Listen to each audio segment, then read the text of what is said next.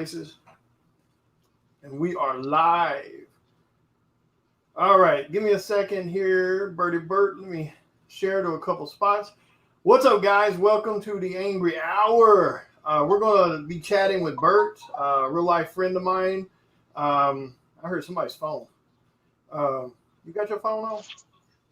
Yeah, let me. No, it's going through my. It's Headphones? going. It's going through my. What do you call it? Pad. Oh, gotcha. I'm gonna shut it down. But anyway, we're just gonna be talking movies and stuff today. Today's been pretty hectic. I've been dealing with my daughter's transmission issues, and I'm going to end up having to take it to a shop because there's so much transmission fluid under the vehicle. I can't tell where the leak's coming from. So I was like, let's just go live and do some talking and stuff like that. What's up, Mr. Robert? Welcome, welcome. Thank you, sir. So the one, like, there's a couple things I want to talk about, and one of them's damn sure we'll start with the other one first. So you just watched the new trailer for Mortal Kombat. Yeah. And what's up, Heather? What did you think of that? Well, when I first watched that little teaser trailer, I was like, "Oh no, man, not another generic Mortal Kombat movie again," because it it was reminiscent of that old movie, and it was like the guy's like, "Well, I'm Sub-Zero," and I'm like, "Come on, not this cheesy ass shit again." But I caught that new trailer, and it looked, pretty good. I thought that was pretty cool when Jax went to shooting, and he held his pistol in front of him, and he held it and froze it, and froze the bullet, and then froze his arms and ripped them off. Is that lore, or is that something new they added to that movie? You talking about Sub-Zero being the one to remove his arms? Yeah. I don't believe that has anything to do with the story. If it does, it was in maybe one of those little side comics or something that they did. So I can't. But I'm saying, game wise, Jax never lost his arms to Sub-Zero, right? No, when Jax came in, as far as the game is concerned, when Jax came into the game, when he was revealed into the game, he already had his arms removed, as far as I remember. Okay. I don't remember him having regular arms at any point, but that was a long time ago. Yeah. But yeah, I don't remember that. I mean, like I said, unless they put it in the story somewhere, I don't know. I mean, I'm sure a lot of this movie is going to be loose. I'm sure, just so they can kind of create their own thing. They'll probably try to stay true to a lot of the core. But I think they'll sidestep some stuff just to try to create a new universe of it. Because the main guy that's in the movie, he's not in. He's a brand new character. Whatever that guy's name is, the one they're talking to in the trailer. The guy of the Oriental guy. Yeah, the Asian guy with the I was going to say he didn't say Liu Kang, and I think that was the original guy, right? Liu Kang was like the main guy in all the stories originally. He was like the main good guy. And some people have kind of hinted around that maybe, maybe it's, I think someone said they think it might be like either Sub-Zero or Scorpion's son. I can't remember which one. I saw that somewhere on some YouTube thing, but I can't remember which one. I think the trailer. Because he has that birthmark, which they said it's not a birthmark; it's something else. Yeah, that's like, I guess, the way they mark people, at when they're a child or something, when they're first born, or that's going to be pulled into that tournament stuff at some point. But I think the trailer looked incredible. I definitely love, the characters they've shown so far. I think dude looks really cool as Kano. I think that dude's probably going to be. I guarantee you, he's going to be the funniest dude in the movie. Yeah, it looks like they might be leaning towards the side of making him a good guy. That's almost what it looks like, but I don't necessarily think that's what it is.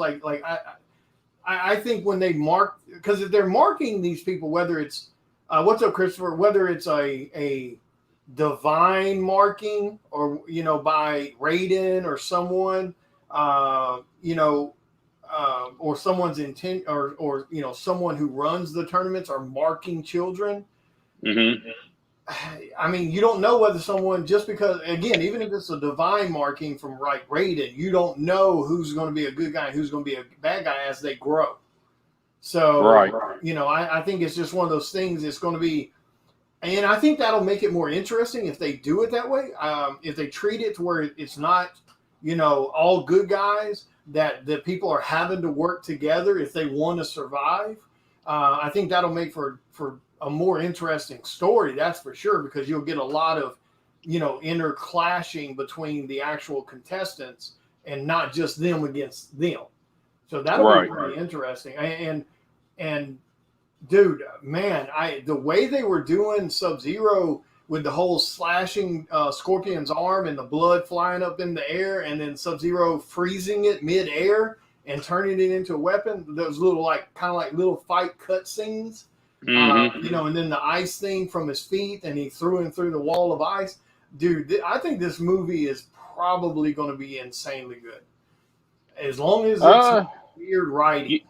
Yeah, you hope so. I think one thing maybe that those movies kind of suffer from is they try to jam in so many fighters and stuff. And there's a lot of special effects that have to go into some of their, tricks and the way they fight. And it looks like the 6-armed dude, Goro, or 4-armed, I can't remember how many arms he's got.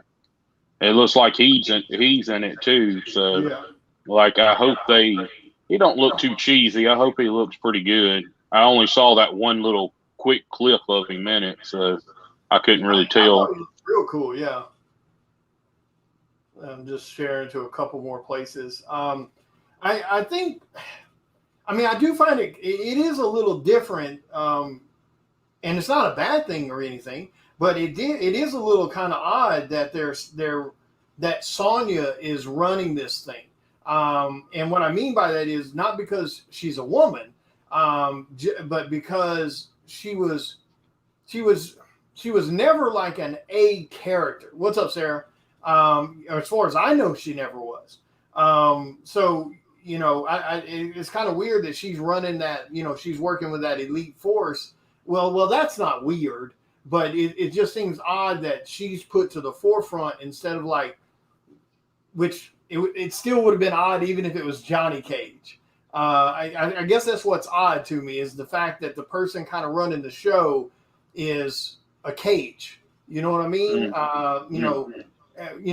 There's other strong female characters in the Mortal Kombat universe that I think kind of would have made more sense instead of Sonya. That seems a little weird. It's not a bad weird. It definitely could be a good thing.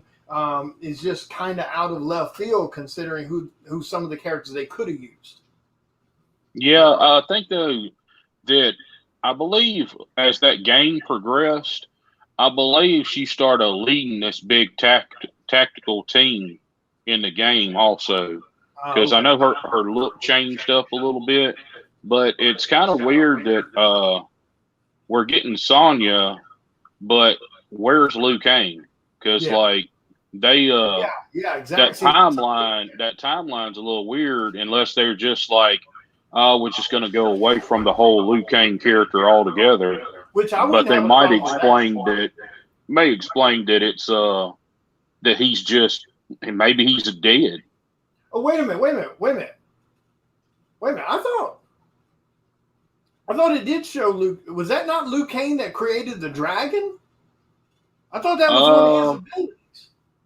And you remember that one scene where that dude's walking across the desert like that was like the spitting image of Liu Kang's figure, the way he wore that top design, Komodo or whatever it's called. I can't remember what it's called. Yeah, I'm pretty sure that was Liu Kang. I'm almost positive that was Liu Kang, and the guy that created the dragon. I think that is Liu Kang. I don't think that's that new kid. Yeah, I'll have to go back and watch the trailer again. And I know you've only seen the trailer once, so. But yeah, dude, like I'm almost, and Christopher says that's him. I'm almost positive that's him. I really do think that's Liu Kang. Because again, which is really odd because the scene where the dude's walking across the desert in his silhouette, it looks like the Liu Kang from the damn 90s Mortal Kombat movie or early 2000s, whenever that first movie came out. I mean, his silhouette looks just like that Liu Kang.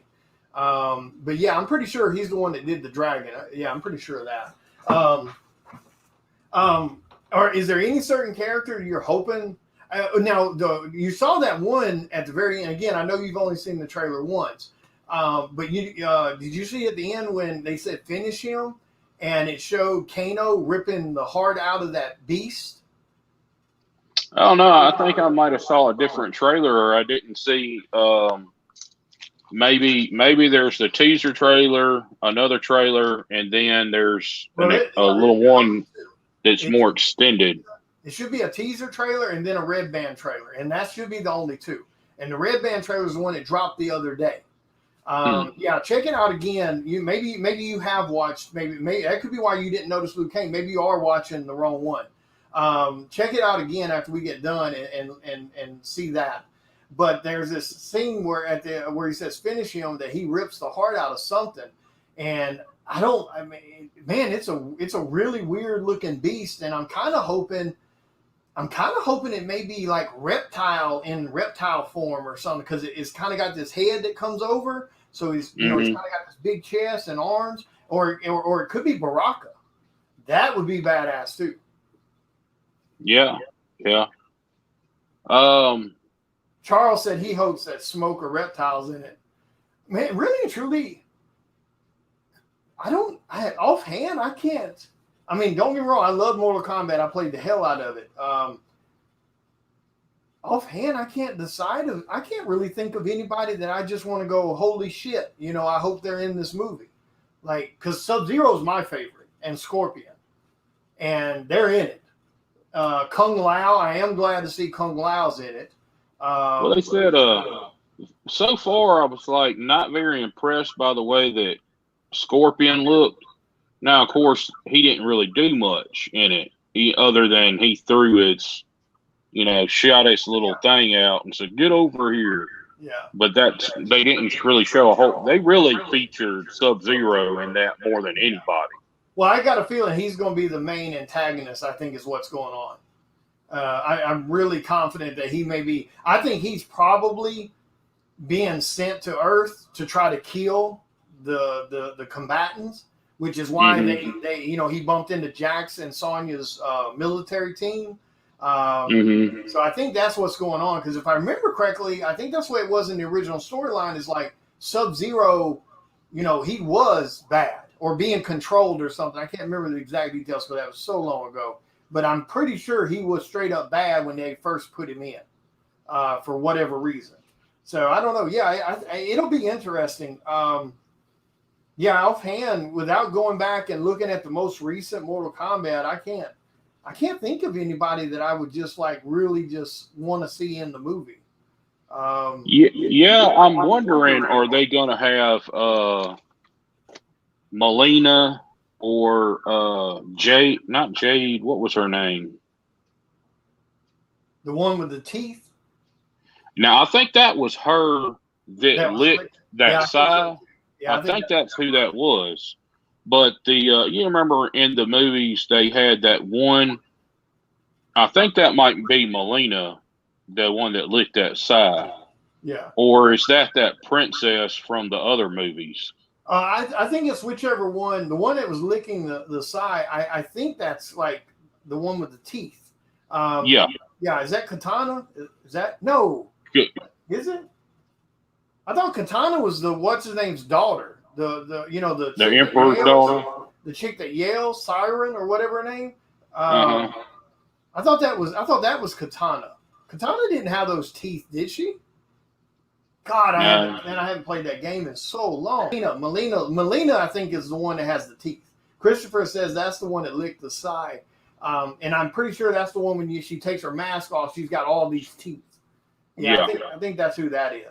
I mean, obviously, I do want to, even though they're using what's his name as the bad guy so far, I mean, I really do hope we get to see Dude. I guess that is one character I hope to see. The guy with the skull. I think that they were calling her Princess Katana. Yeah, Katana's the one that uses the fans. Yeah. Yeah. That's right. I think that. So I didn't see her, so they might be leaving her out. What was that dude's name? That the one that's got the skull face, the main bad guy. What was his name? Oh yeah, the Emperor. Gosh. No, it's not Shang Tsung. Chinook? That was the wizard guy. Yeah, I think that's who the bad guy is on the trailer. Isn't that? That's him, right? I think so. I think so. Yeah. I can't remember what the Emperor's name was. I'm so bad with remembering these damn names. Shao Kahn. Thank you, Chris. Yeah, Shao Kahn. Jesus, I'm terrible with names, man. Now I'm sure we're going to see him. That would be the weirdest damn thing if he was not in the movie. Even if he shows up at the end or something, that would be weird if he's not in the movie. I don't know, man. I'm super excited about it. I think they did really good on the trailer. They got a good feel over without showing too much stuff. Now, if we can just keep it that damn way, I don't know why a lot of these people want to reveal every damn thing in the trailers, man. That Mortal Kombat was one of those fighting games that I really never had a favorite. I guess I probably would say Sub-Zero just because, you can freeze stuff and then run and bust them open and stuff. But, yeah, I didn't really have a favorite when that game. I mean, I haven't played that game since, like, Mortal Kombat 3 or 4 or something like that. I bought one for the PlayStation, but it's just not fun playing a computer and not playing one of your buddies in the game. Well, I played, not to me anyway. I played Mortal Kombat 10 when I had my PS4, and the game actually has a really good storyline to it. So they definitely put a lot of attention into being able to play the game without always having to fight someone else. Without having to do one-on-one. The tournament storyline and everything's really good. So I definitely got to give them props. Now, when I played it a lot of times on Mortal Kombat on PS4, I played most of the characters that got added as downloadables or whatever that wasn't even the characters of Mortal Kombat. So, that's usually the ones I would play. But, Cyrix and Sector, either one of those would be kind of cool to see in the movie too. So let's get over to the big one. Holy hell, the Snyder Cut. Holy hell on a biscuit with a whole lot of gravy. Dude, I don't give a shit what any fanboy says in his mama's basement. Dude, that movie looks sick. And it looks like a completely different movie. It looks different. It sounds different. Just the way the images are shot in the trailer looks completely different. And I believe that was your first time watching the trailer. So what did you think? Actually, that's about the third time I've watched that trailer. But I just wanted to watch it quickly to, because it's only like 2 or 3 minutes long anyway. So it's as long for a trailer. Yeah. It looks good. Even way Steppenwolf looks different. He changed the way he looked. Yeah. He said in an interview he hated the way that looked. Either way it went, like the one we've already watched and the upgrade to the one we've watched, he still looks 10 times better than he does in the comic books. Yeah, the Josh the lead. The Steppenwolf from the comics was just a regular looking dude. Yeah, I mean, Like with I mean, and that's, in my opinion, that's like the way he looks right now. I feel is the way he should look. Even in the comics, I hope they convert him, because if you're going to be the lead dog, so to speak, for the baddest dude on the block, you need to be one of the meanest looking dudes. I mean, you know, so I love the way they redid him, because when the original Justice League, I hated the way he looked. I hated the way he sounded. I mean, the way the CG looked on his face and everything. It looked like, to me, it looked like a damn, like a late 90s, early 2000s CGC, or I mean CGI. It was just odd looking. And his lines and shit made no sense. Like, I don't understand why you keep saying that to me when they're saying I got children, or, you know, dude wouldn't say that. You know, they're Josh. I've said this before, and I'll still say it again. Warner Brothers don't know what the fuck they're doing.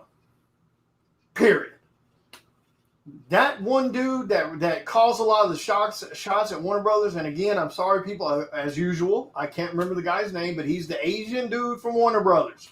And I have to say it that way because he's like the only one. That's the only way I know to narrow him down from everyone else. You know, he's the asshole that cut the runtime on. You guys have heard me say this before. He's the asshole who cut the runtime on Suicide Squad. He's the asshole that cut the runtime on Batman versus Superman. And don't get me wrong, I've got problems with those movies regardless of the runtime. But if you go back and watch those movies, the extended cuts actually flow a little better than the theatrical. You know, I remember I was telling you, he's also the prick that tried to cut No Man's Land from Wonder Woman. And Patty fought him on it and wouldn't let it go, and cut some stuff in other areas. You know, he's got this weird ass mentality that comic movies are a fad. And we're not concerned about creating a 10-year program. We just want to put something on the counter so we can get a slice of the pie and get some money while it's hot right now before it fades away. Dude, that mentality made sense in the late 80s, I mean in the 90s, and even maybe early 2000. I could agree with that mentality. But that's not, since the MCU, that is not a possibility anymore. Comic book movies are here, period. So it's just a weird mentality for me. And, you know, and I think when they brought Josh in, it was mainly because he would bend over and do it the way they wanted. Because we all know that, like, Zack Snyder has made it explicitly clear he had problems with Warner Brothers. And he said, you know, in an interview, and he said, you know, and that's okay. He's like, there's always issues on a movie. We always, as a director, have to fight for what we want. And, you know, so he's used to that. But he said it had just, you know, with the death of his daughter, he said, you know, he just realized that he couldn't deal with the bullshit no more. And he needed to be home with his family. But, I mean, so, you know, with the new trailer, like you said, with changing the stat, I mean, there's so much, dude. There's so much different. I mean, you know, Cyborg is getting more screen time, it looks like. What was your impression? What was your impression with them kind of, you know, going ahead and bringing Darkseid into it? Like, I mean, we don't know how much he's going to be into it, but I mean, do you feel like that? Are you hoping that he's more like at the end of the movie, like Steppenwolf's failed and now Darkseid shows up? Or are you hoping he's more in the movie through the whole thing? No. I hope he is maybe at the very beginning of the movie where he assigns Steppenwolf to go ahead and open up the boom tubes and just try to take over Earth. And then I hope he's just gives him his assignment at the beginning, and then at the end of it, like he's like, well, you failed me, off with your head. Right. I'm gonna have to go settle this shit myself. Basically, like Thanos did whenever everybody else failed him, he went ahead and said, well, you got to do it yourself, I guess. Yeah, and that's kind of what I'm hoping, because You realize that trailer, if I remember correctly, and I'm almost positive of this, that trailer is the most watched trailer ever. Oh, wow. Like, yeah, it passed like 4 million views within the first day and a half to 2 days. If I'm remembering correctly, I want to think I saw that on something. But anyway, it's insane views. It's one of the most anticipated movies, without a doubt, from all the action that's on YouTube right now because of that trailer. There's so many, reaction videos, so many videos of people talking about it. I mean, it's insane how full YouTube is on that movie. So I really, really believe, and there's no doubt when that movie drops, it's I guarantee you it's going to be the most watched down movie I guarantee you it's going to be that. It's too much hype because you're going to have two types of people watching it. You're going to have all the people that signed the petition to have it made, which I was one of them. I signed it too. You're going to have all those people that are going to be watching it. Then you're going to have all the people that are just fans of comics watching it. Then you're going to have all the people that just wants to see what happens, what's different in a 4-hour cut, which has never been done. And then you're going to have the haters that are going to tune in just to watch it so they can sit in the corner and go, you failed. So, dude, this is going to be one of the most watched movies. So if they don't do a sequel, they have 100% proved they're the dumbest damn people walking around. Well, dude, the thing damn yawning. You just slept like 12 hours. I had this fan on. It's sitting. I had to get up and cut it off because it's blowing on me and making my eyes water and stuff. The only thing is, you can't fix Ezra Miller as Flash. I don't know. It depends on how it was handled after the fact. Because there's no doubt about it. The way Barry Allen is not an idiot on any level. All right. Now, he is a bit of a smartass, a bit of a joker a little bit, but he's not an idiot. Now, I understand that they were trying to create this Barry Allen that was much younger than that Barry Allen from the comics. I get that. He was a little younger, lost in his way, trying to figure out where his place is in the world. I get that. I can kind of overlook that. I thought it was stupid, but I can kind of understand that. What's up, Michael? But the running and the dumbass. Oh, look, that's your thing. Oh. Barry Allen. There's again that's that Josh Whedon bullshit, where he tries to put humor in every damn step that's made, and a lot of it, I think, was Warner Brothers assuming they know what the hell funny is, because remember, Warner Brothers, we're talking about the same people. Hey, what's up, Mel? We're talking about the same people who tried to get Kevin Smith to put a giant spider in a Superman movie. So we're talking about the same group of dumbasses. Right. They finally got their giant spider. It was in Wild Wild West, by the way. Yeah. So. Yeah, I guess he can. You could go back and fix this stuff there. I mean, I never understood why Flash has to wear this suit that looks like it's made of metal. Because if you were the fastest man alive, there's no reason why you would wear any kind of metal suit. Yeah, anything to slow you down. Because the thing is with Flash, even if he, somebody hits him, part of his power is that his metabolism is so fast that he heals himself. Yeah. So, armor would be more of a hindrance than it would be a help. Yeah, it's kind of weird, but I think that Ezra Miller's Flash, I believe, is just they were just trying to be able to put some kind of comical stuff in it, and I think that's why they made him young, just so they could have somebody that could tell a joke. They just overdid it. I agree. I think it was a little odd. I think if it had been farther along, like that suit would have made sense. Like the suit itself can make sense. You can use it. I mean, there's nothing wrong with him having a suit that would protect him from getting hit while running. Because even if you can heal really fast, you don't want to get hurt. So I mean, I definitely understand an argument for that kind of suit.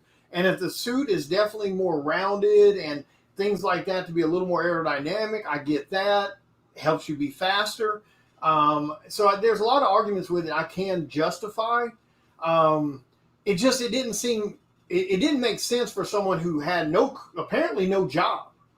And he had the ability to, clearly it says that he stole it because he didn't have the money to buy it. He didn't have the ability to create it because, it didn't look like someone who's unemployed that just grabbed a bunch of random things and pieced something together. It would have made more sense to me as after he joined JLA or joined Batman and them, then Batman maybe hands him a suit.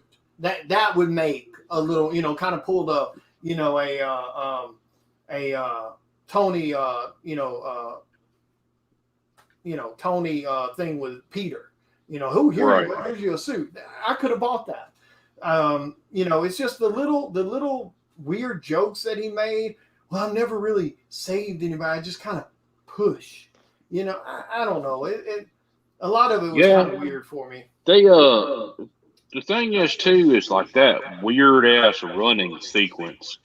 Like I think they should have just took a page out of the X-Men and had him run just like Quicksilver did in the X-Men, that one X-Men movie. Yeah.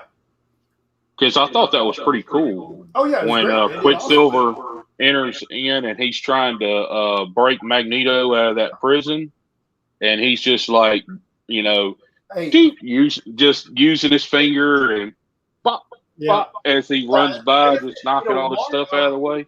Again, I mean, I get that a lot of these companies, they don't want to copy someone else per se, but there's nothing wrong with taking little bits and pieces that work.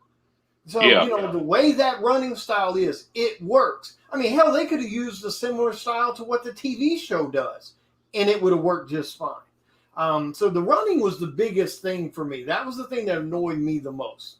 I said, I can justify that. I'm saying, dude, if that's the best thing that you can do right there, please copy somebody. Yeah.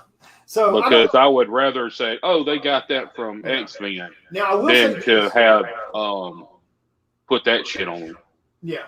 Well, on the trailer, I did notice, and again, maybe I'm just wishful thinking, but on the trailer when he was doing that one running where it looks like he's kind of, realizing the Speed Force, that running actually didn't look that bad.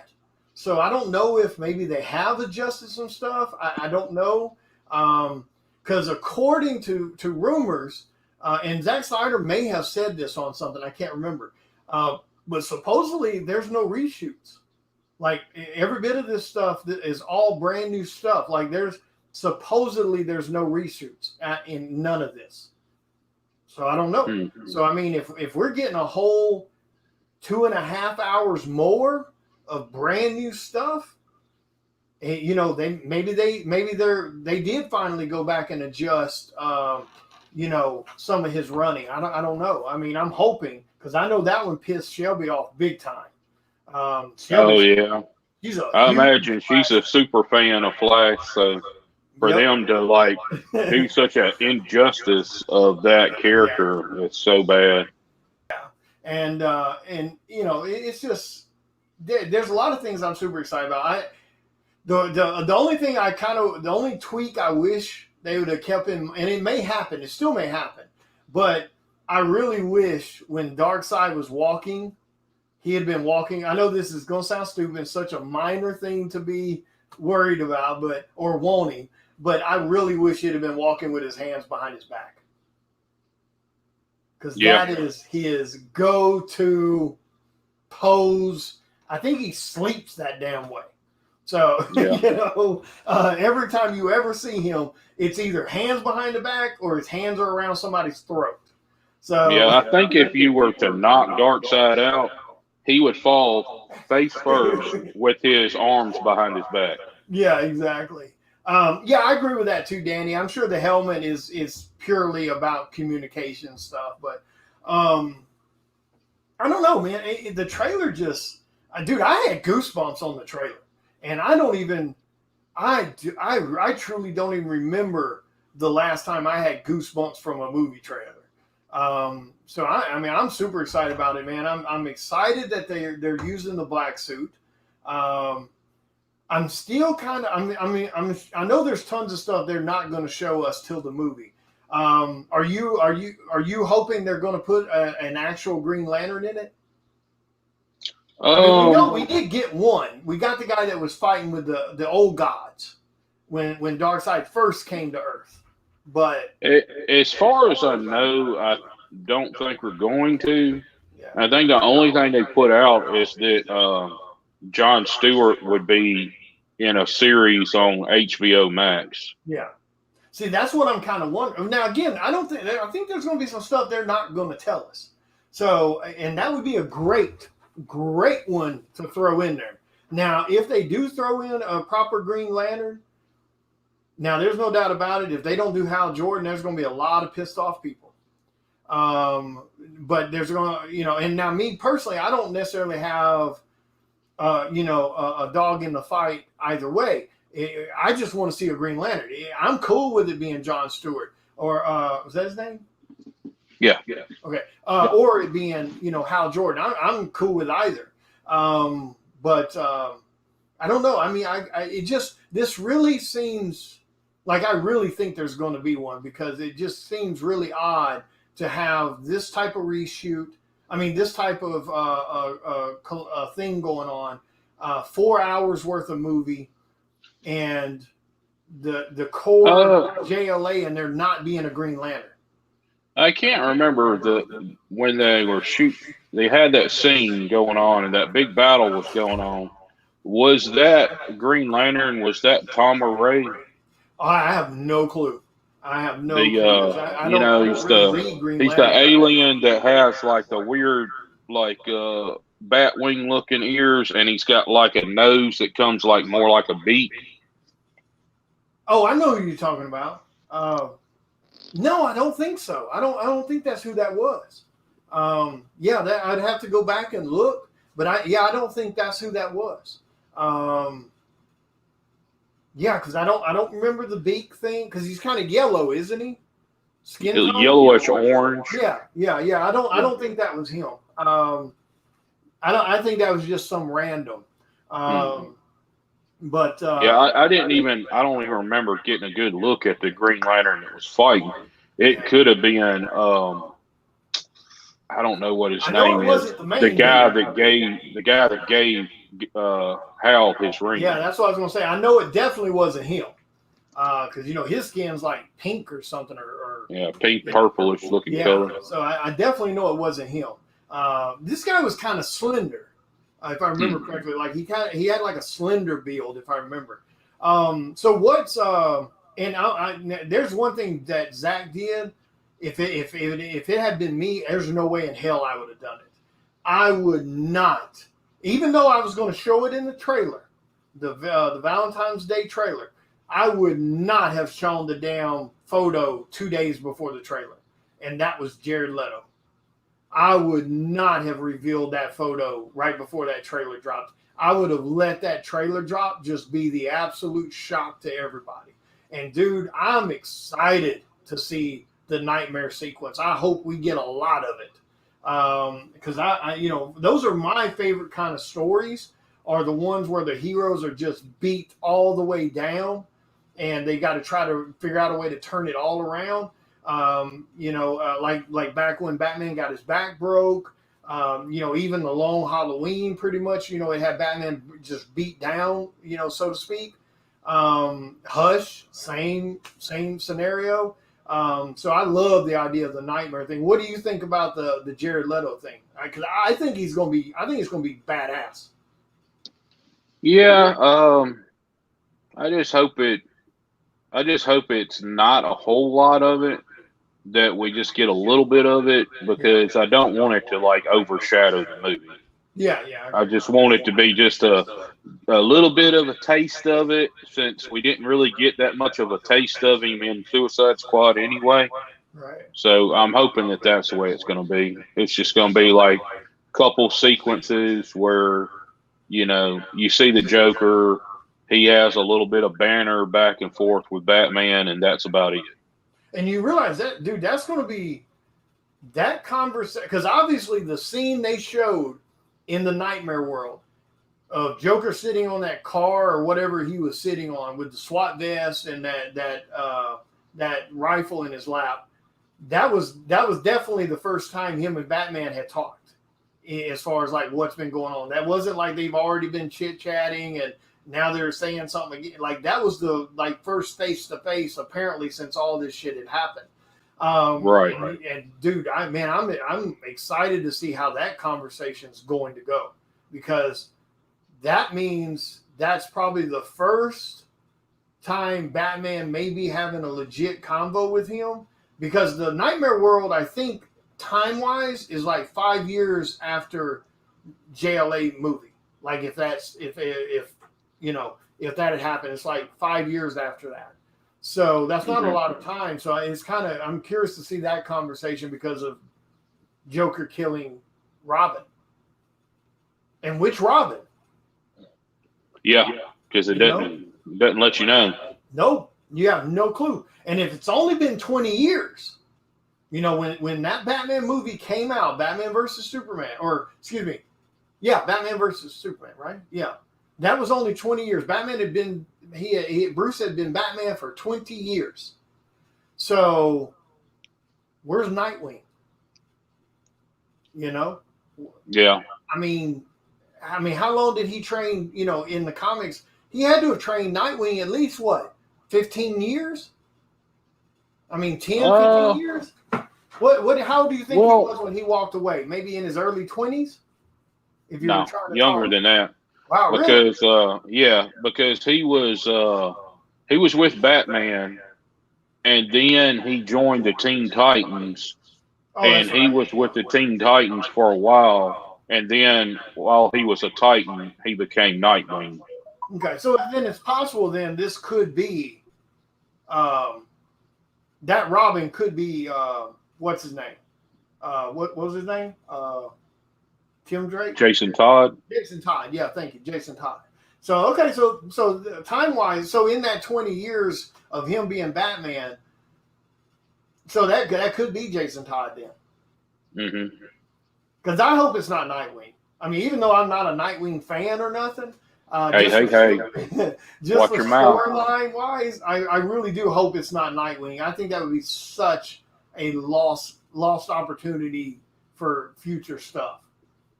Well, I think that I would say it's definitely Jason Todd for one reason, because supposedly that's who Joker killed anyway. Mm-hmm. And he was brought back with the Lazarus pit. Right. So it doesn't make sense to swap it up and say, oh, he killed Dick Grayson, So, and it wouldn't even make sense for him to be Tim Drake, even the third Robin. Yeah.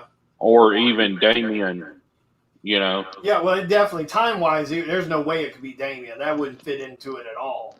And Tim Drake, I feel the same way. I think it's going to be, what's his name? That's who I think it's going to be too. It just doesn't make sense. Of course, now don't get me wrong. Lord knows these damn studios love to do shit that doesn't make sense. Look at the X-Men movies. It's definitely a weird thing. What do you think about with Cyborg and everything and the Mother Box stuff? Because it looks like we're going to get more of him going into the Mother Box. Yeah. So wait a minute. Actually, I got a question for you, because you'll probably know this a little more than I do. Obviously, since I really haven't read books in so long. All right, so I know Cyborg, his life essence or how he is because of a Mother Box, because he got combined with a Mother Box. how the hell is the mother box not controlling him? Like, you know what I mean? Like what is? Did they ever say in the comics like what that is? Why he's able to resist like Darkseid's control or anything like that? I do not know the answer to that. Cyborg was originally had nothing to do with the mother box. Oh, he didn't? Oh, I thought No. that was how you got actually created in the comic. I don't think so. Oh, okay. I think he was just totally different. I believe he was injured some kind of way. I never read Teen Titans, so I can't really answer this. But okay. I thought maybe I thought that he got hurt in a car wreck or something, and all the metal parts that you see on his body, I think his father had like pieced him together, and he just has all his parts. I don't know for sure, but so where did the mother box thing come in then? That mother box thing, that may be what they did in the New 52 when they actually made it. Because in that, Cyborg's part of the Justice League just starting out. So that might be part of that storyline. Somebody in the chat might know. Okay. Yeah. See, I haven't read any of those books, so I have no clue. I just, would hear bits and pieces here or there, or I see stuff on videos. Because I just, those characters never really interested me, the Teen Titans and stuff like that. What are you trying to do, read a chat or something? Yeah. Need some glasses. Yeah, I don't know, man. I mean, the other thing I'm really, even though, again, I'm not a fan of him, I don't give two shakes about him, like, per se, in the comics, but I'm really hoping we finally get to see Martian Manhunter. Yeah, see, what I would have liked to see is you don't actually have to put him in the main part of the movie with the Justice League, but I think it would be nice if they just Easter egged him into that battle in the past. Yeah. Well, I know, like, they're already, and again, I don't know if this has been officially announced or anything because I haven't looked that part up, but I know the major, like, rumor thing that I keep seeing, like, on YouTube and stuff like that, is that one general guy is Martian Manhunter. The what's his name? The black guy, the general guy that was, talking to Superman and Man of Steel and stuff like that. Like, that's the rumor thing. Now, again, I don't know if that's been confirmed. I haven't dug to see where that has went. But I know that was like one of the rumor things I kept seeing was like people were saying that he's Martian Manhunter. You know what I'm talking about, right? Yeah, I remember, but I hadn't watched those movies in quite a while, so probably need to dig them out and watch them. I think I got all of them here at the house anyway. Yeah. Well, I'm going to watch JLA, probably the day before, just to kind of refresh my memory of what all was jacked up in that movie. Because I really want to see how different it really is. I mean, there's no way for it not to be different. I mean, you're talking 4 damn hour movie. I mean, shit, the last thing that got anywhere near that runtime was what? Lord of the Rings? Something like that? Maybe Avatar. Yeah, or maybe Avatar. Because what was Endgame and stuff like that? That wasn't 3 hours. Or that was like 3 hours, wasn't it? I think it was like 3 hour movie. I think it might have been like almost 3 hours. Oh, okay. Yeah. I can't remember. I know either it was like right at the edge of being 3 hours, or it was a while. Yeah. But I mean, at least it was 3 hour movie that didn't seem like you were sitting there forever. Oh yeah, no doubt. Yeah, I remember when I was watching the Lord of the Rings movies, because I've seen all those movies in theaters, and man, they did really good on that movie because like the end of the first one where Frodo and dude left in the little boat in the stream and left all their team on the beach, and then credits went to rolling. I was like, wait, what? I was like, no, whoa, hold up. I'm not done. So they did really good on that. So, in the same way was that way with like Endgame and stuff. Like those movies, I didn't feel like I was in the theater for super long. A lot of people bitch and complain. Oh, I don't want to watch a 3 hour movie. All right, sit your ass at home. I like getting my money's worth for my movies. You give me a damn 3-hour movie, I'm a happy camper. I mean, I'm one of the people who sit and watch Stephen King's 6-hour stuff. So, as long as the movie is like, I remember when the Hulk first came out, the Ang Lee movie. I took my nephew to it, and he was like, 6 or something. And so we're sitting there watching the movie, and it's like 45 minutes into the movie, and he ain't turned to the Hulk yet. And my little nephew Justin, it's 20 now, he was like, Uncle Bert, when's he going to turn into the Hulk? Uncle Bert, when's he going to turn into the Hulk? So, like, I hate watching a movie like that where you're sitting through it that long, and you're just like, well, something would finally happen. Yeah. There's been a couple movies like that where, oh crap, hang on, Bruce. I think Bruce is here. Sorry, guys, bear with me. My print guys are dropping stuff off. Hey, Bruce. I'm doing good. Yeah, that's fine. Just text me when you pull up, and I'll run out and grab it. All right, sorry about that, guys. That was my print guys, who are incredibly awesome. Pinnacle Printing. They are hand delivering some stuff I'm having printed for this coming weekend show. Are they located in Jackson? Yeah, they're in Jackson. But luckily, one of the print guys, he lives right here on the other side of me in Canton. So he drives right past my place. So he'll run by here and just drop off my prints. So I was like, that's pretty awesome. Yeah, so he'll text me when he pulls up, and then I'll run out there and grab those real quick. So, yeah, sadly, there are a lot of movies like that takes forever to get going. And then when it finally gets going, it's pretty good, but then the movie's over. So, I mean, that's why I like 3-hour movies, especially if it's movies that are created from, long storylines, or novels. I can't stand to see a novel being crammed into a damn hour-and-a-half movie. Because like Stephen King's book, The Sale, one of my all-time favorite books. That book is so damn incredibly well written and done. And that movie for it, holy Jesus, it's hot trash. And that movie was bad, and I didn't even read that book. Well, if you would have read the book, that movie would have pissed you off.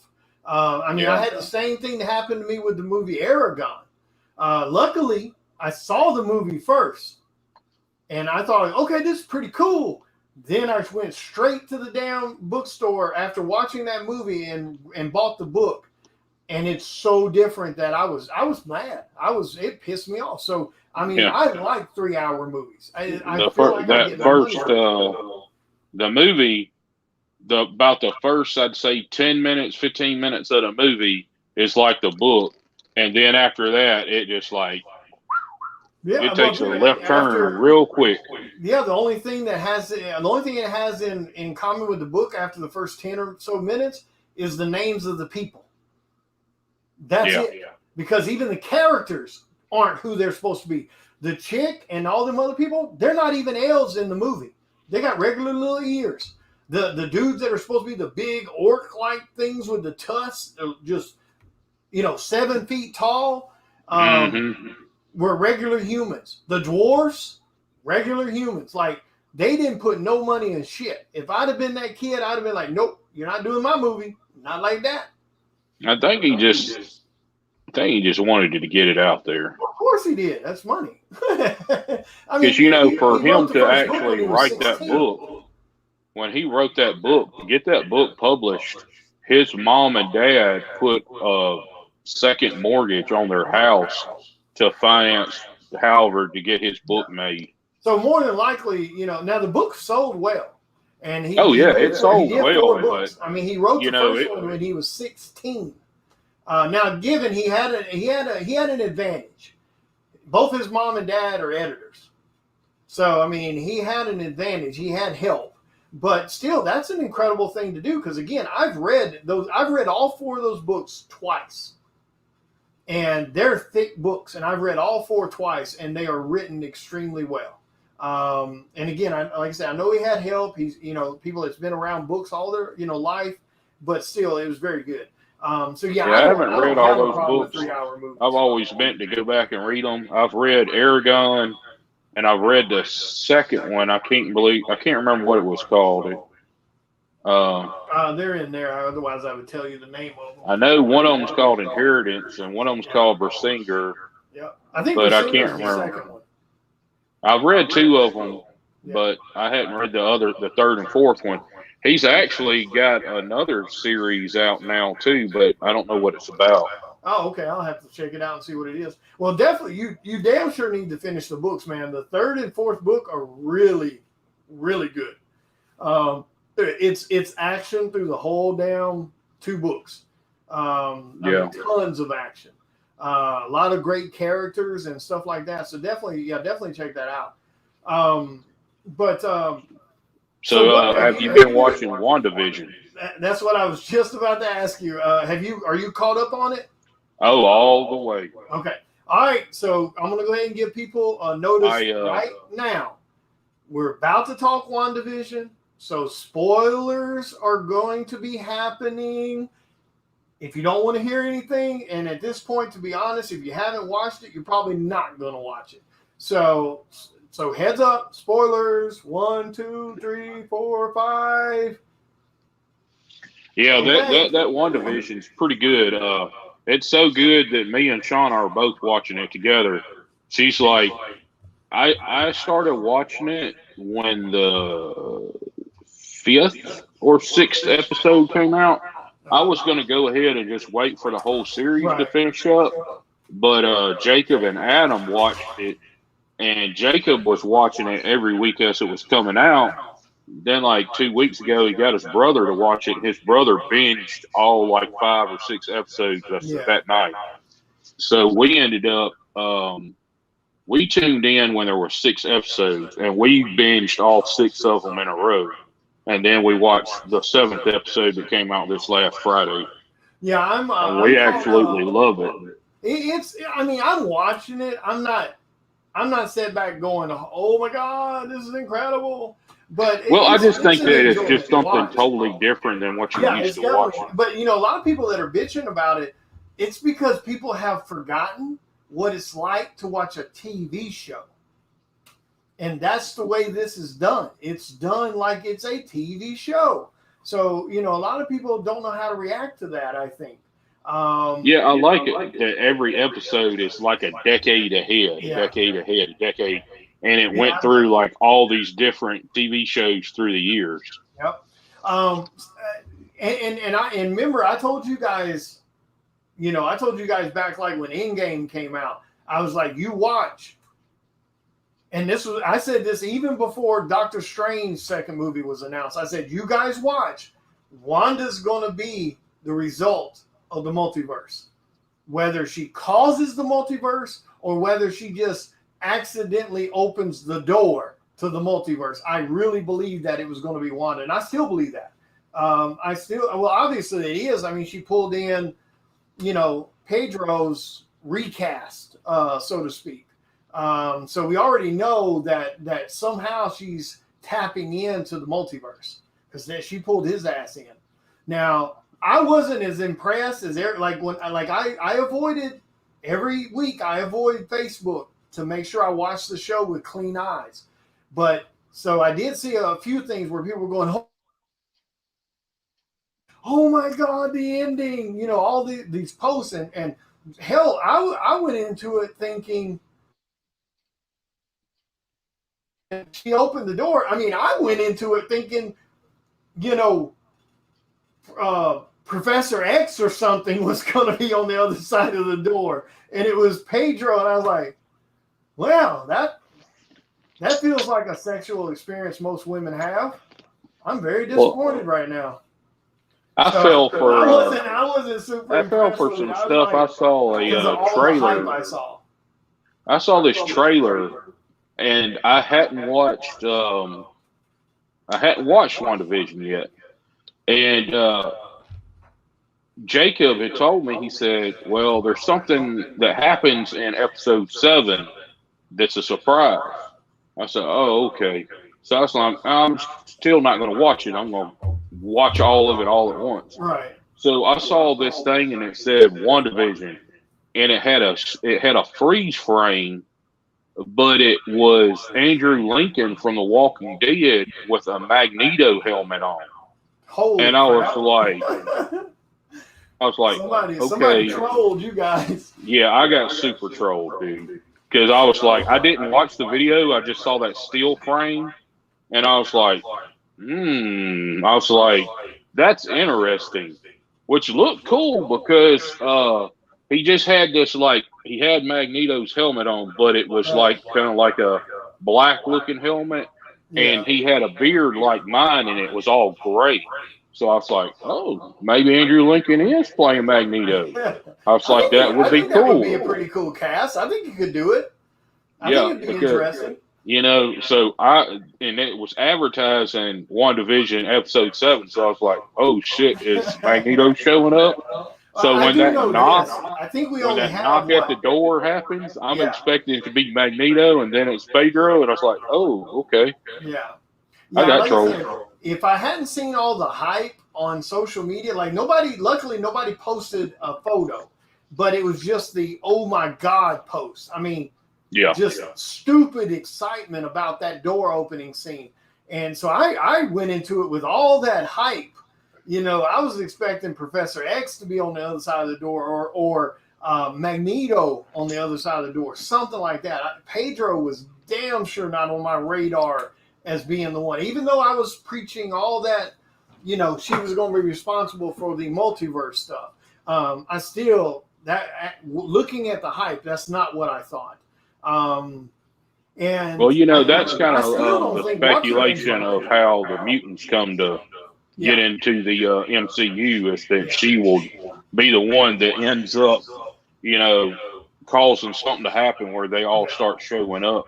Yeah, I mean, But I think that's going to happen too.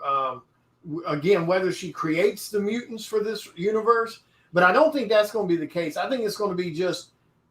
Well, I mean, I'm not going to say that's not the case because her putting off all that energy that she's putting off creating this bubble, there's no way that people aren't going to be affected. Like if you want to play in this realm of powers, Yeah. there's just no way. So all the people inside could be affected. People outside from just all that energy floating through, space, so to speak, could cause it.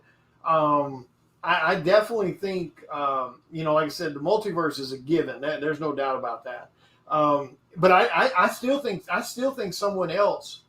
I mean, part of me wants to think someone else is pulling the strings here, manipulating her. Well, I'm not talking about Chicky Boo. No, not her. Yeah, I think it's someone making her do it. Is what I think. I definitely believe there's a bigger power. I still think it's Mephisto. Here are the suspects. It could be Mephisto. Mm-hmm. It could be Dormammu. Well, yeah, that's true. Or the most likely suspect, it's Nightmare. Oh yeah, I forgot about Nightmare. That's true. Actually, yeah, that's probably true. It's probably Nightmare. Actually, now that you mention that, I think I would lean more Nightmare than Mephisto. Yeah, I definitely don't think it's Dormammu. Yeah, I definitely don't think it's Dudu, because Doctor Strange has already made it super clear to him your ass better not come near Earth. So I don't think he's that ballsy just yet. I mean, like I said, my bet's still kind of on Mephisto, but yeah, now that you mentioned Nightmare, that's like now I'm kind of neck and neck. That definitely could be either one for sure. Well, what they say is that WandaVision is supposed to go right into Doctor Strange, the Multiverse of Madness, right? And that's supposed to be more of a horror style movie than it is a mystic style. Right. And they said that originally that movie, the bad, was supposed to be Nightmare. Yep. See, the reason I'm hoping it's because if I remember correctly, or am I remembering this wrong? Didn't Mephisto have something to? Did he have anything to do with Jane as Thor at all? I mean, I know he interfered with Peter and with Spider-Man and Mary Jane. at one point. So I know he interfered with them, but did he ever? He didn't have nothing to do with the Thor stuff, right? No. Oh, okay. No. I was trying to think, if that had to do with that whole, him and Jane Foster thing or something. Okay. But you never know. They could change stuff up and have. Because here's the thing. In the West Coast Avengers, that book at the very beginning of it, Wanda had her kids. There was this guy named Master Pandemonium, and I don't exactly know what's up with that guy, but he had a car crash where basically it like cut off his arm and some other stuff.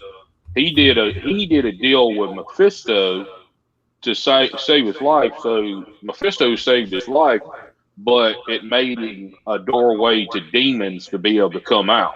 Oh, okay. So what ended up happening is Master Pandemonium went against the Avengers.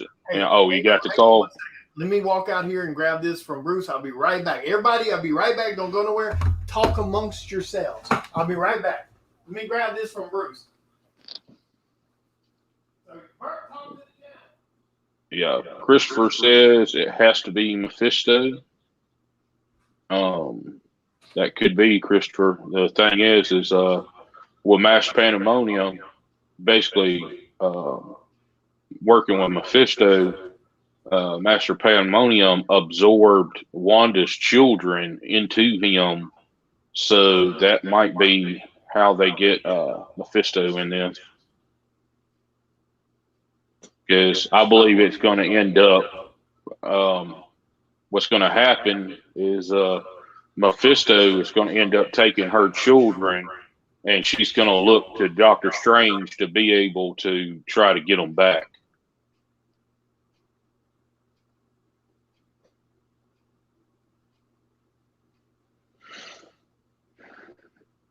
I mean, because I don't know, few people will know who Nightmare is, so.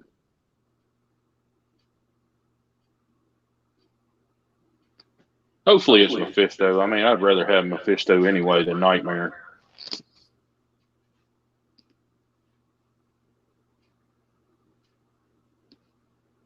Plus, with Thanos no longer being the big bad of the universe, they kind of got to find another cosmic being that's powerful to be able to run the show.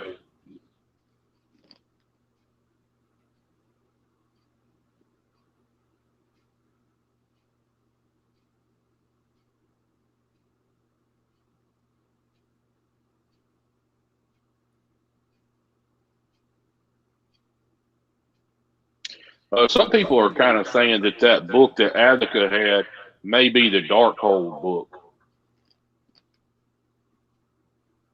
which I don't know much about the Darkhold book anyway. It might be something from Mephisto's realm.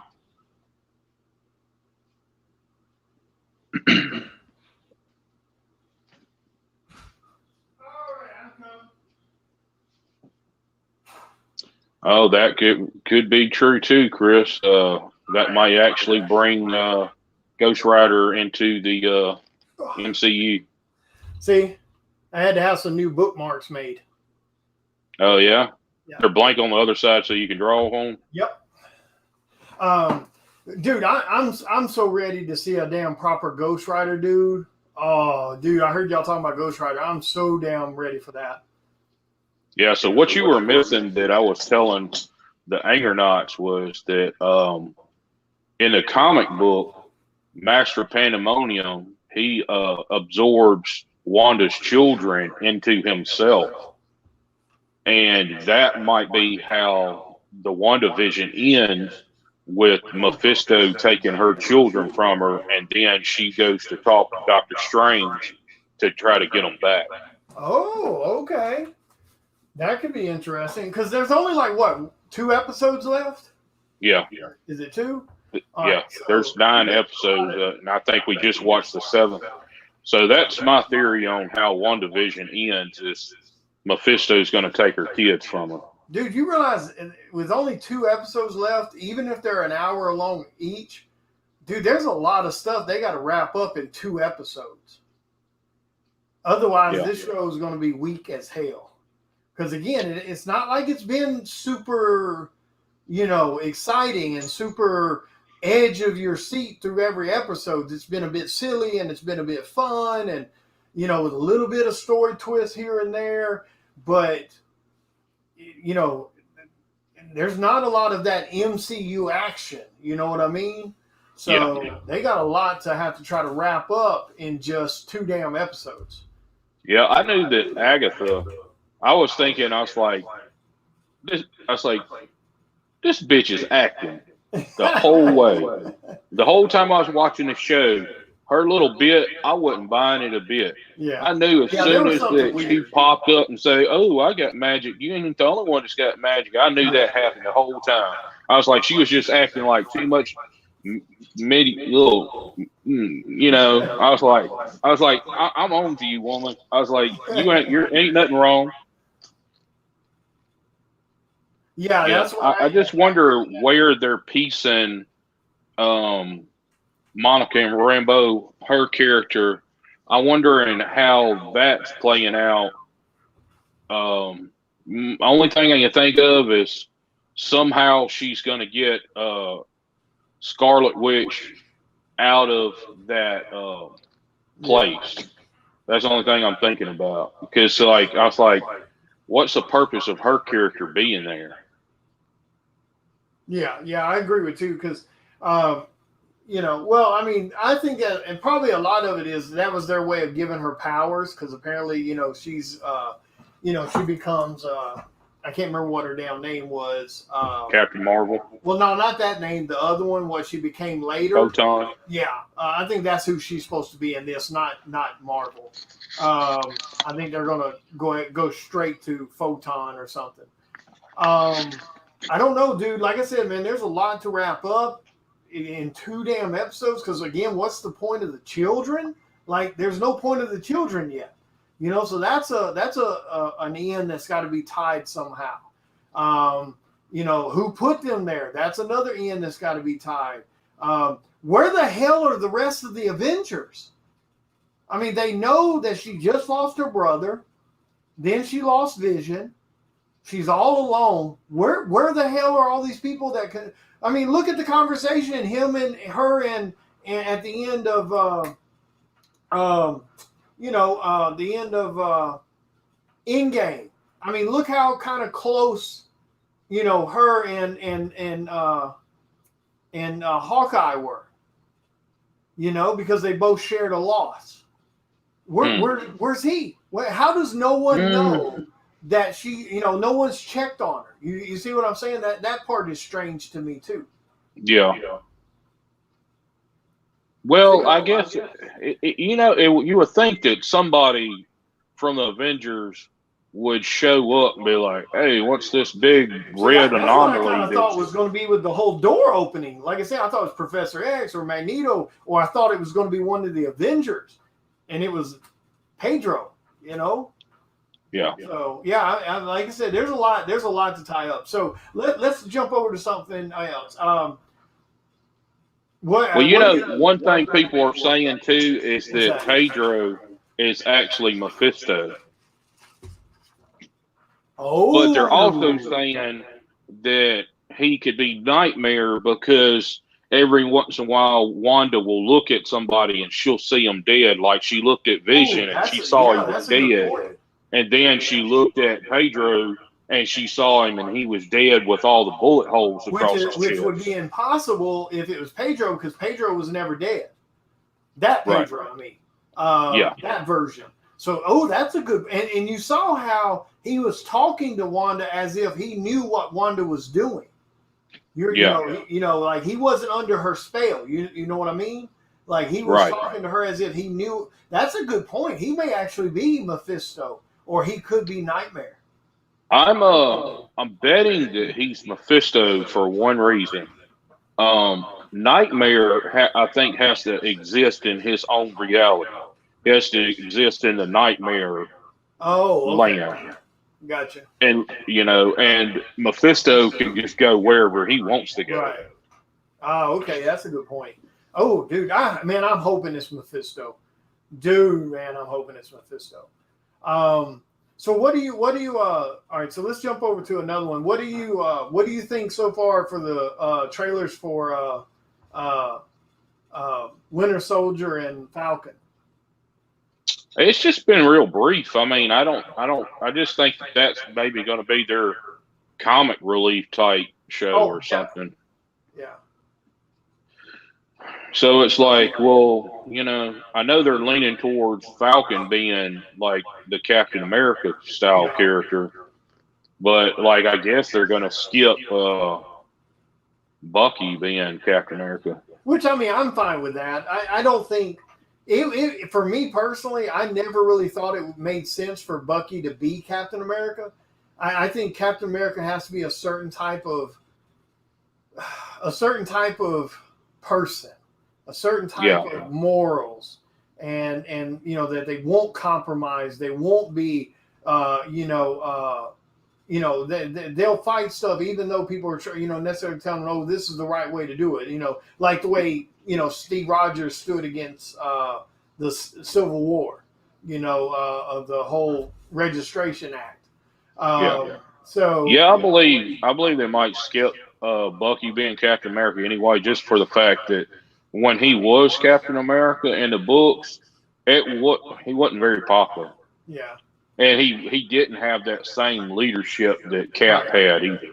Yeah, and see, I really believe Sam. I think Sam can do that. I think Sam. I think he has that same inner, monologue that Steve has. I think he has that same moral compass. I think he does too, and that actor that plays him, Anthony Mackie. That dude is a really good actor, and I actually see him as a Captain America style character. Yeah, I think he's gonna do great. And dude, I'm gonna be honest with you. I hope he gets to play him a lot. Like, I hope they don't dig back into their bag of tricks. And now I've heard rumors on like YouTube and stuff from people that deal with this movie stuff. That what's his name has signed back on to do some stuff as Cap. So, but that could be just cameos. It could be flashback stories, those kind of things. It could be as simple as that. But I mean, I really hope that Sam gets a really good shake as Cap. I think he's going to be a fun one. Wow. Yeah, I mean, that is Christopher has a lot of good points. Yeah, he was talking about about WandaVision, about how Marvel Zombies, and he was saying like that she may be inventing the mutants because she's rewriting people's DNA. Yep. That makes a lot of sense. I said, dude, there's no way they're not going to be affected. That's too much power on a cosmic level. There's no way that's not going to rewrite some shit. There's no way. I mean, that's impossible for that to not rewrite stuff, especially since she doesn't know what she's doing. If she knew what she was doing, maybe she could word it and she could put in her own thoughts. Okay, don't affect this, but she doesn't. She has no clue what she's doing. So there's no way that's not going to change people on a DNA level. That's for sure. And Marvel Zombies would be freaking hilarious. But yeah, that is a good point. Falcon is Cap. I mean, I get that it doesn't make sense on a physical level, but it's that moral compass. That's what makes Sam, in my opinion, a better person to carry on the mantle of Captain America than Bucky. But dude, did you see some of on one of the trailers? Sam threw that shield, or at least it looked like it was Sam that threw it when it impacted that tree and went about like, almost halfway into the damn tree. So there's no way, a regular Sam could throw it that damn hard. The thing is, I don't even know who are Avengers right now. Like, Thor left with the Guardians. Yeah. So Thor's off planet. The only people that I know are part of the Avengers right now would be Falcon, Winter Soldier to a degree, the Hulk, Ant-Man, maybe. Ant-Man, Thor, maybe. I'm sure he would come back if they needed him. like Hawkeye. I think he left, and he's that's definitely that Hawkeye series. He's going to be training his daughter to be Hawkeye. Yep. And that's a good point what Christopher said, and I agree with that. I mean, I don't understand how they're going to do it either. Because, again, I don't know how they did it in the comics. So I can't speak on the comics behalf because I actually never read those books of Captain America. But, I mean, that is true. He is just a normal dude. There is no way he can fight someone in an Iron Man style suit. There's no way he can fight Thor. There's no way he can fight any damn body other than random Joe Blow on the street. I mean, at least with the Falcon wings, he can stay away from the fight. Uh-oh. Did you just close your shit out again? That boy, hang on a second, guys. He is bad about hitting the wrong damn buttons. He'll be right back.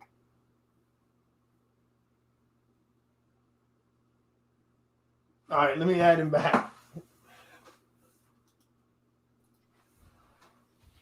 All right, can you hear me? Shit. Yeah, I accidentally hit the back button on my phone. I was reading the chat, and I meant to hit the X, and I hit the back button on my phone instead. But yeah, I agree with that. I mean, how the hell is he going to compete? I mean, like I said, while he's got the wings, yeah, he can stay away from the fight, and he can use his momentum to do some damage. But other than that, what the hell is it? They're going to have to do something. I mean, again, I don't know what they did in the comics. I haven't read those stories in forever, so I don't know how they handled him in the comics when he became Captain America for a little while. But, I mean, dude, they got to do something. That's just not going to work. Yeah. I was just thinking, that's what I was thinking, too, that they're probably going to give him some super soldier serum or something like that. But that's what I'm figuring. Yeah, like the Avengers are kind of like, they're kind of decimated right now. Yep, everybody's gone. We go to talking about some comic stuff here. What do you think about this? Berserker? Yeah, dude, I'm showing up Wednesday morning and I'm going to grab some copies of that. Yeah, I think I've got some copies ordered. I think I've got some of the blank. I got one of the blanks ordered too. The one in 10 or 1 in 20 blank. I think I've got some of that ordered. I think the book now. I do think the book is going to be probably going to be good. And I'm not familiar with the guy that's writing it with Keanu Reeves, Matt Kent. But Ron Garney is going to be doing the pencils on the inside, and he's a pretty good artist. I mean, he's not Jim Lee or something like that, but he draws pretty good. The way I'm looking at him, it's like, oh well, these covers to this book looks pretty good. What's the inside going to look like? Yeah. So they actually do have some pretty good pencils, but they said that there's it's coming out February 24th, and that it would have the main art cover would be from Rafael Gramata, but I don't know who that is. As well as variant covers by Mark Brooks, Lee Pajero, and a 1 in 25 variant, a Dan Moore 1 in 200 variant. But the rarest of all covers will be a 1 in 1,000 cover by John Boy Myers. Yep. And it said that select LGs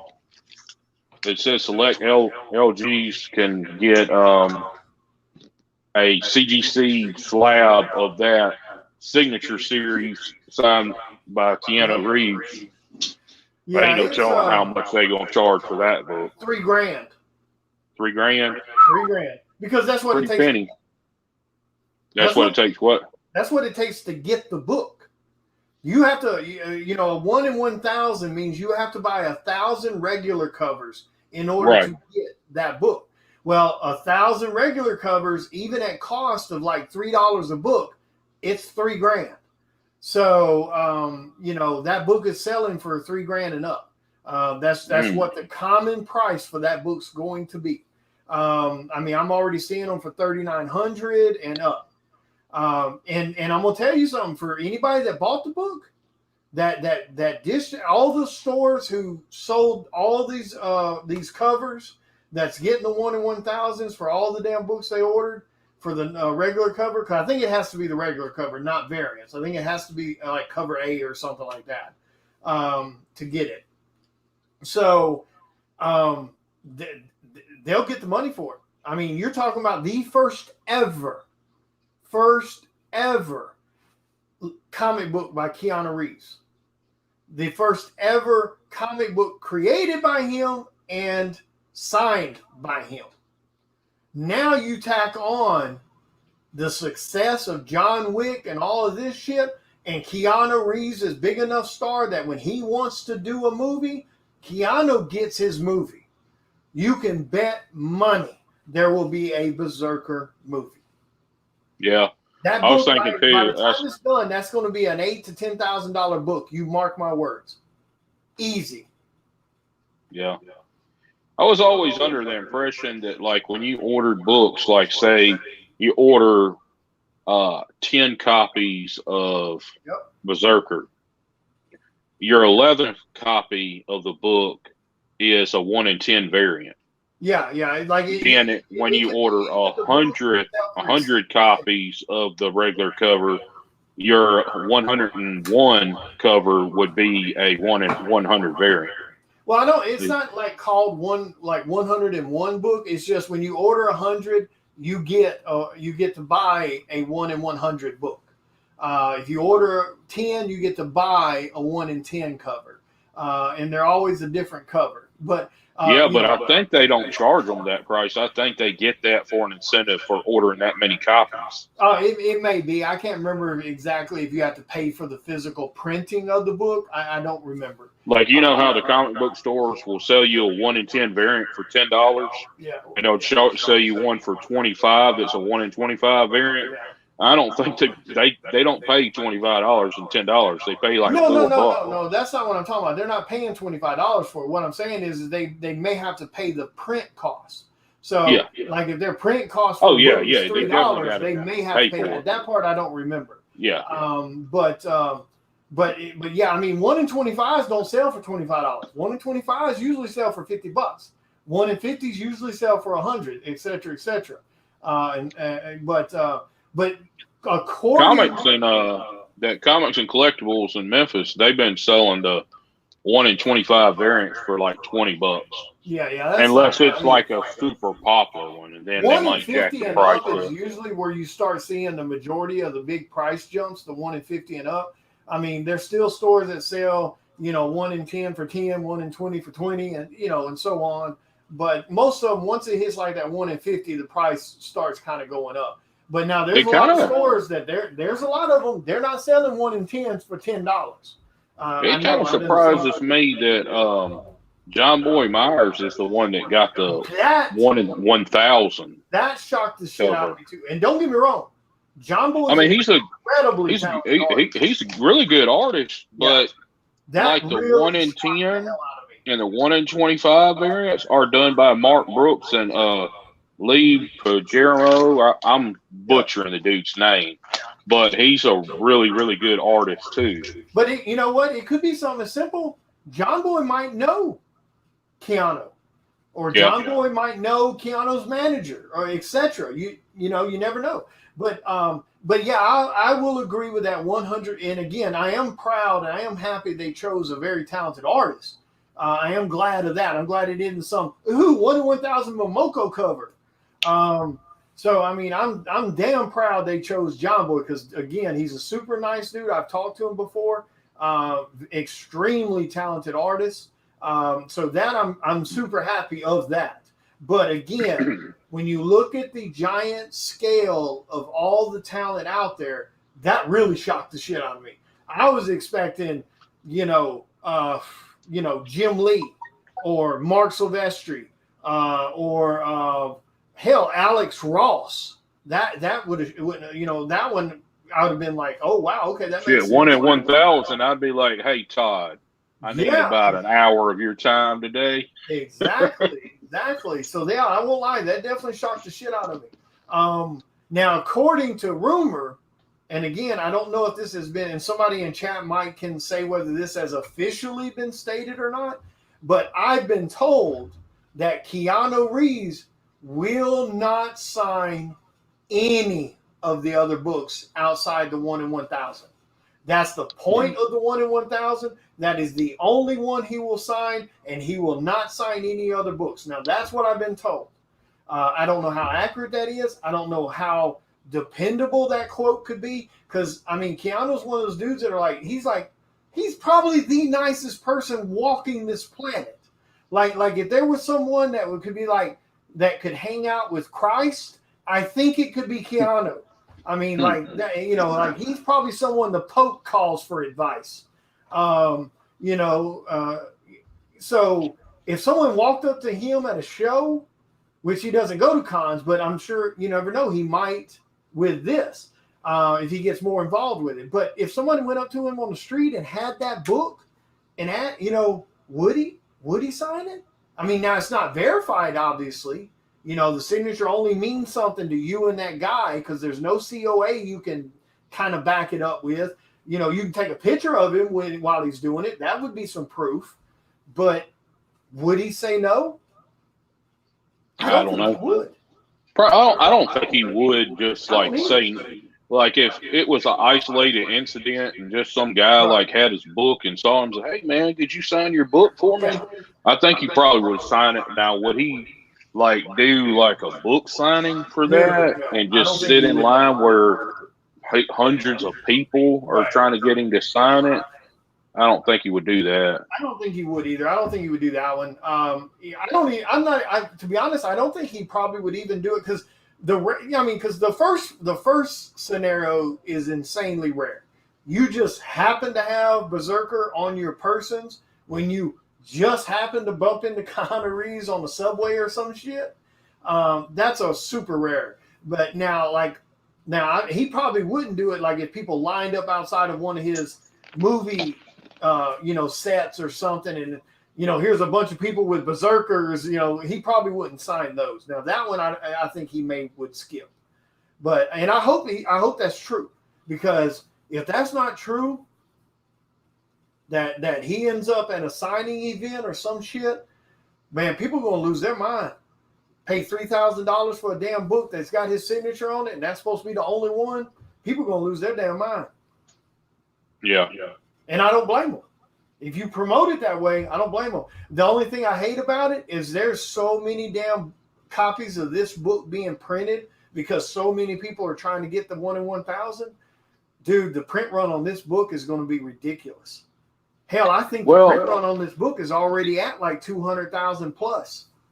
Is it really? I think so. I want to think I read that somewhere. And again, don't quote me on that, people. If you've read it somewhere and you know the exact numbers, feel free. Yeah, we should have a number count by now. I'm holding you down to it. I'm pretty sure I'm going to strap you down to a railroad track and hold you down like that. Dude, I mean, I'm pretty sure I saw something that it said it was over the 200,000 plus. You know what I'm thinking? It's like, John Wick is like super popular. Yeah. And they did have a John Wick comic book that did come out. Oh, did they? And yeah, they did have. That was after the fact, though. What? That was after the movie. They brought it out to Max. Oh yeah. It was after the movie, and Keanu, to the best of my knowledge, she didn't have anything to do with it. Oh, okay. Danny says it's at that's right. It was a Kickstarter to begin with. 14,000 backers on the Kickstarter. Maybe the 200,000 is what's already been raised financially. Maybe that's what I was thinking about. Yeah, that might be. Yeah. But the thing is, it's like, the people that distribute DC Comics right now. Diamond? No. Oh, wait, no, that's not them anymore. Midtown Comics. Oh, okay. Yeah. Midtown Comics is the people that distribute the DC Comics. Like when you go, comic shops have to order comics now. They have to order Marvel, Image, Boom, everybody else, they go through Diamond. DC, they have to go through Midtown Comics to get the DC Comics. So the thing is would you risk your comic store getting 1,000 copies of this Berserker book and getting stuck with 500 to 750 copies of this that you didn't sell just to get that book? But the thing is, because I mean, if you get that book, you flip it for $5 or $6 grand. You know? Midtown Comics. Yeah, they do subscription-based services too, so they can afford to get 10,000 copies of this book because they send out subscriptions all across America. You know, so they're not going to get stuck with no books. They might get stuck with something occasionally, but as big as this is, they won't get stuck with anything. But like a local comic book store, would you take the chance of like buying 1,000 of these copies? Because I mean, it that's depends. $3,000. People are pre-selling them. You got to remember, people are pre-selling them. So if they get some random Joe Blow that says, "Sure, I'll give you $4 grand for that book," well, now they've already paid for those books. So, and now every one of those books that they do sell is all profits. Not to mention, they get the 1 in 10 variant incentive. They get the 1 in 20, the 1 in 50, the 1 in 100. You see what I'm saying? So, you know, they get a lot of those books, and that's where the money's at. Like most people don't get. That's why a lot of people who pre-sale comics don't give a shit about charging. Like I've seen some people even sell new books at cost, what it costs them to get the book. So instead of the retail price, so it'll be 50 cents or $1 cheaper, and they'll sell it at that because they don't give a shit because they want the incentive books that they can turn around and make the profit off of. Midtown gives you a pretty good discount through a subscription service. Like, CNC, they gave me 10%. I think Midtown gives you 30% off. Damn, Berserker's still active on Kickstarter. Holy shit. Okay, so are they... So many people on eBay were selling Berserkers. I got a question. That's what I was about to ask. Okay, pre-selling books for books that are coming out is one thing. Anybody can do that. You can sit there and collect all your money before those books even go to print, and you're safe. How the hell are people pre-selling Berserker books if it's in a Kickstarter? I'm confused on that one. How the hell are people pre-selling Berserkers? Or is it a two thing? Is it in Kickstarter and you can buy it through comic shops as a pre-order order? I mean, I'm kind of confused about that. I just thought about that when I thought the Kickstarter was already over. And that means that people could, I guess, start ordering books as pre-sales. So how the hell is someone pre-selling a Kickstarter book? I don't know if what happens is sort of like the book gets put in Kickstarter, right? Yeah. And they're like, okay, well, we're going to see how much interest this is. And if it gets Kickstarter, we'll go ahead and solicit it, in Diamond or something, just to be able to get some books made. I've never heard of that. I've never heard of a Kickstarter doing it. The only thing I can fathom is maybe the way they're doing it, because, Kickstarter doesn't take the money from you until the Kickstarter ends. So probably what they're doing is they're pre-selling as many copies of the book as they can. And as people are making those claims, then they're going on to the Kickstarter and add on. Maybe that's what they're doing.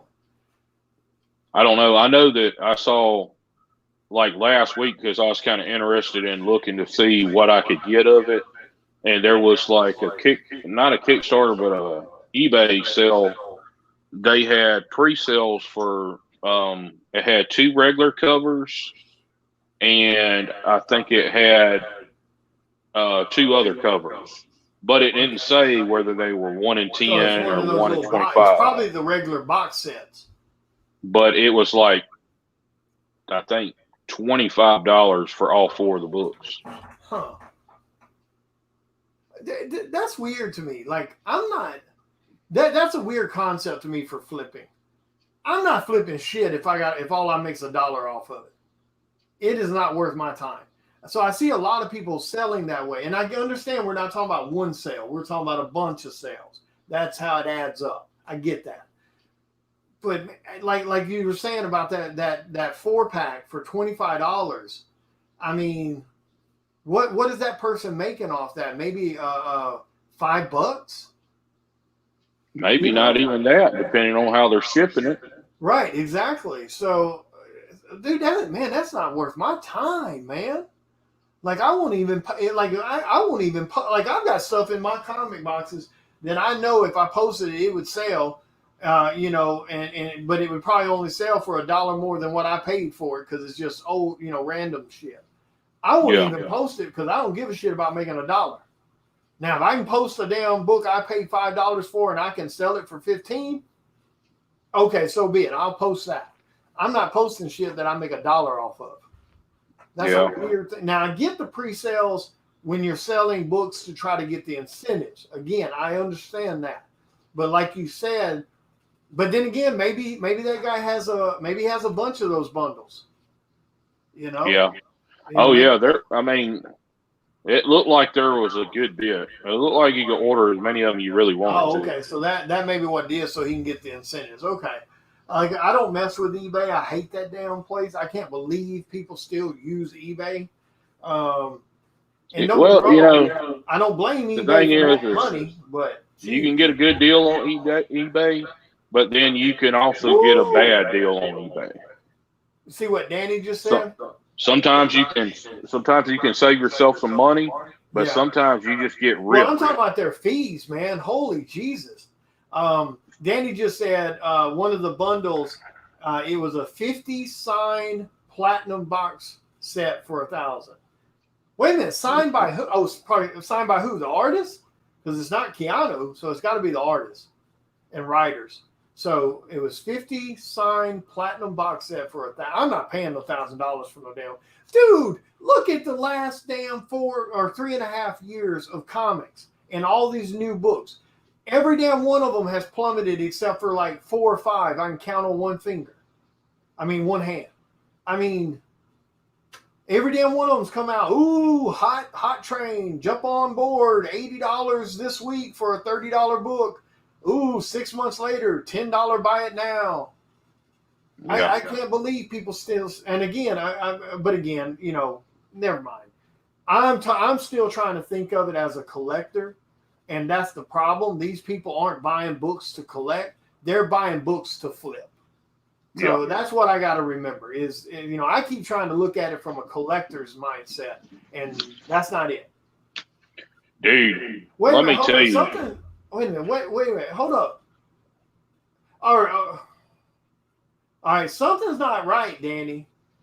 Keanu is supposed to only be signing the 1 in 1,000 book. How is he signing 50 signed platinum books? Or are you referring that because obviously those can't be the 1 in 1,000 books if it only costs $1,000 for 50 of them. Something's not right there, brother. And I'm not sure if we're talking about the same thing or what's going on there, but something's not right there. 50 signed platinum box set for $1,000. So right. 50. But when I said who's signing it, and I said, probably the artist, he said the artist, yes, but Keanu Reeves also, and that's not, Keanu's supposed to be only signing the 1 in 1,000 book. And I mean, you got to buy 1,000 books just to get that. So you're talking $3,000 just at cost. Yeah, I'm not sure what that is. Unless that was a one-day thing like you mentioned earlier, day one tier, maybe he signed some of those. Oh, I got you. Okay, thank you, Danny. Okay, so he's signing the 1 in 1,000s that'll go to slabbing, but he also, for the Kickstarter tier of the 50 signed platinum box sets, he signed those also. Okay, so he signed those for the Kickstarter, and then he's signing the 1 in 1,000s that will, also. Okay. All right. Thank you, Danny. I was about to say something about that don't make no damn sense. I mean, shit. Why wouldn't you buy that? Damn, that still doesn't make sense. Why? I mean, okay, no, I guess it does make a little sense. Yeah, but how much money do you have to back to get that $1,000 tier? $1,000. Yeah. On the Yeah, Kickstarter. but you get 50. You get 50 signed books by him, the artist, and the writer for 1,000. Now, given that's not going to add the value to it that the 1 in 1,000 has. All that value is going to be for that book is you take $1,000, you divide it into 50, then you add on like $200 for what Keanu would charge at a Comic-Con. And selling that book ain't gonna make shit for his signature on it. No. Because that's not CGC signature series. Well, now they might do it. I don't know. So you might could have it go straight from them to CGC. See, I don't know. That could be a tier. That could be an option on it. I haven't looked at the Kickstarter, so sadly I can't, comment on what the tiers were. CGC or CBCS might be a tier. It might be. But you know what I'm saying? If you're just getting a book that just has a COA with it, that ain't shit. No, it's not. No, well, it's not shit to anybody buying, but it's shit to someone selling. I have watched flippers sit and brag about a book they have that has a COA on a post where they're selling the book. Well, it's got the COA and this is good. I've seen them hype train that shit, then turn right around on someone else's random Joe Blow who's got a signed book with a COA up for sale. And those same flippers will chime in on that post talking about, well, anybody can print a COA. That doesn't really add a whole lot of authenticity to it. I'll give you such and such price. That used car salesman bullshit. So they'll sell you a book that has a COA on it, and it's $50 for that signature because that signature's on the book. Yeah. But then if you bring inside their store and try to sell a book that has a COA with it, and they'll be like, well, that's not really a recognized signature. I can give you $10 for it. And we still get it wrong. Now, if you walk into a comic shop trying to sell your shit, you better get ready to be bent over the desk. I mean, because they're going to lay pipe to you. You might as well walk in a pawn shop. Which I know with comic book stores, there is a lot of like books and toys and games and stuff that they get stuck with. Yeah. So the margin for, buying and selling is real thin. And they kind of have to do that in a way. It's just kind of like not be able to give you what it's worth. The comic shop is not there to collect; they're there to sell. So when they're buying from you, they have to turn around and resell it to someone else. So that's why I understand that, and I don't have a problem with that. It's just the wording I have a problem with. I don't down anybody for trying to get the best deal on something.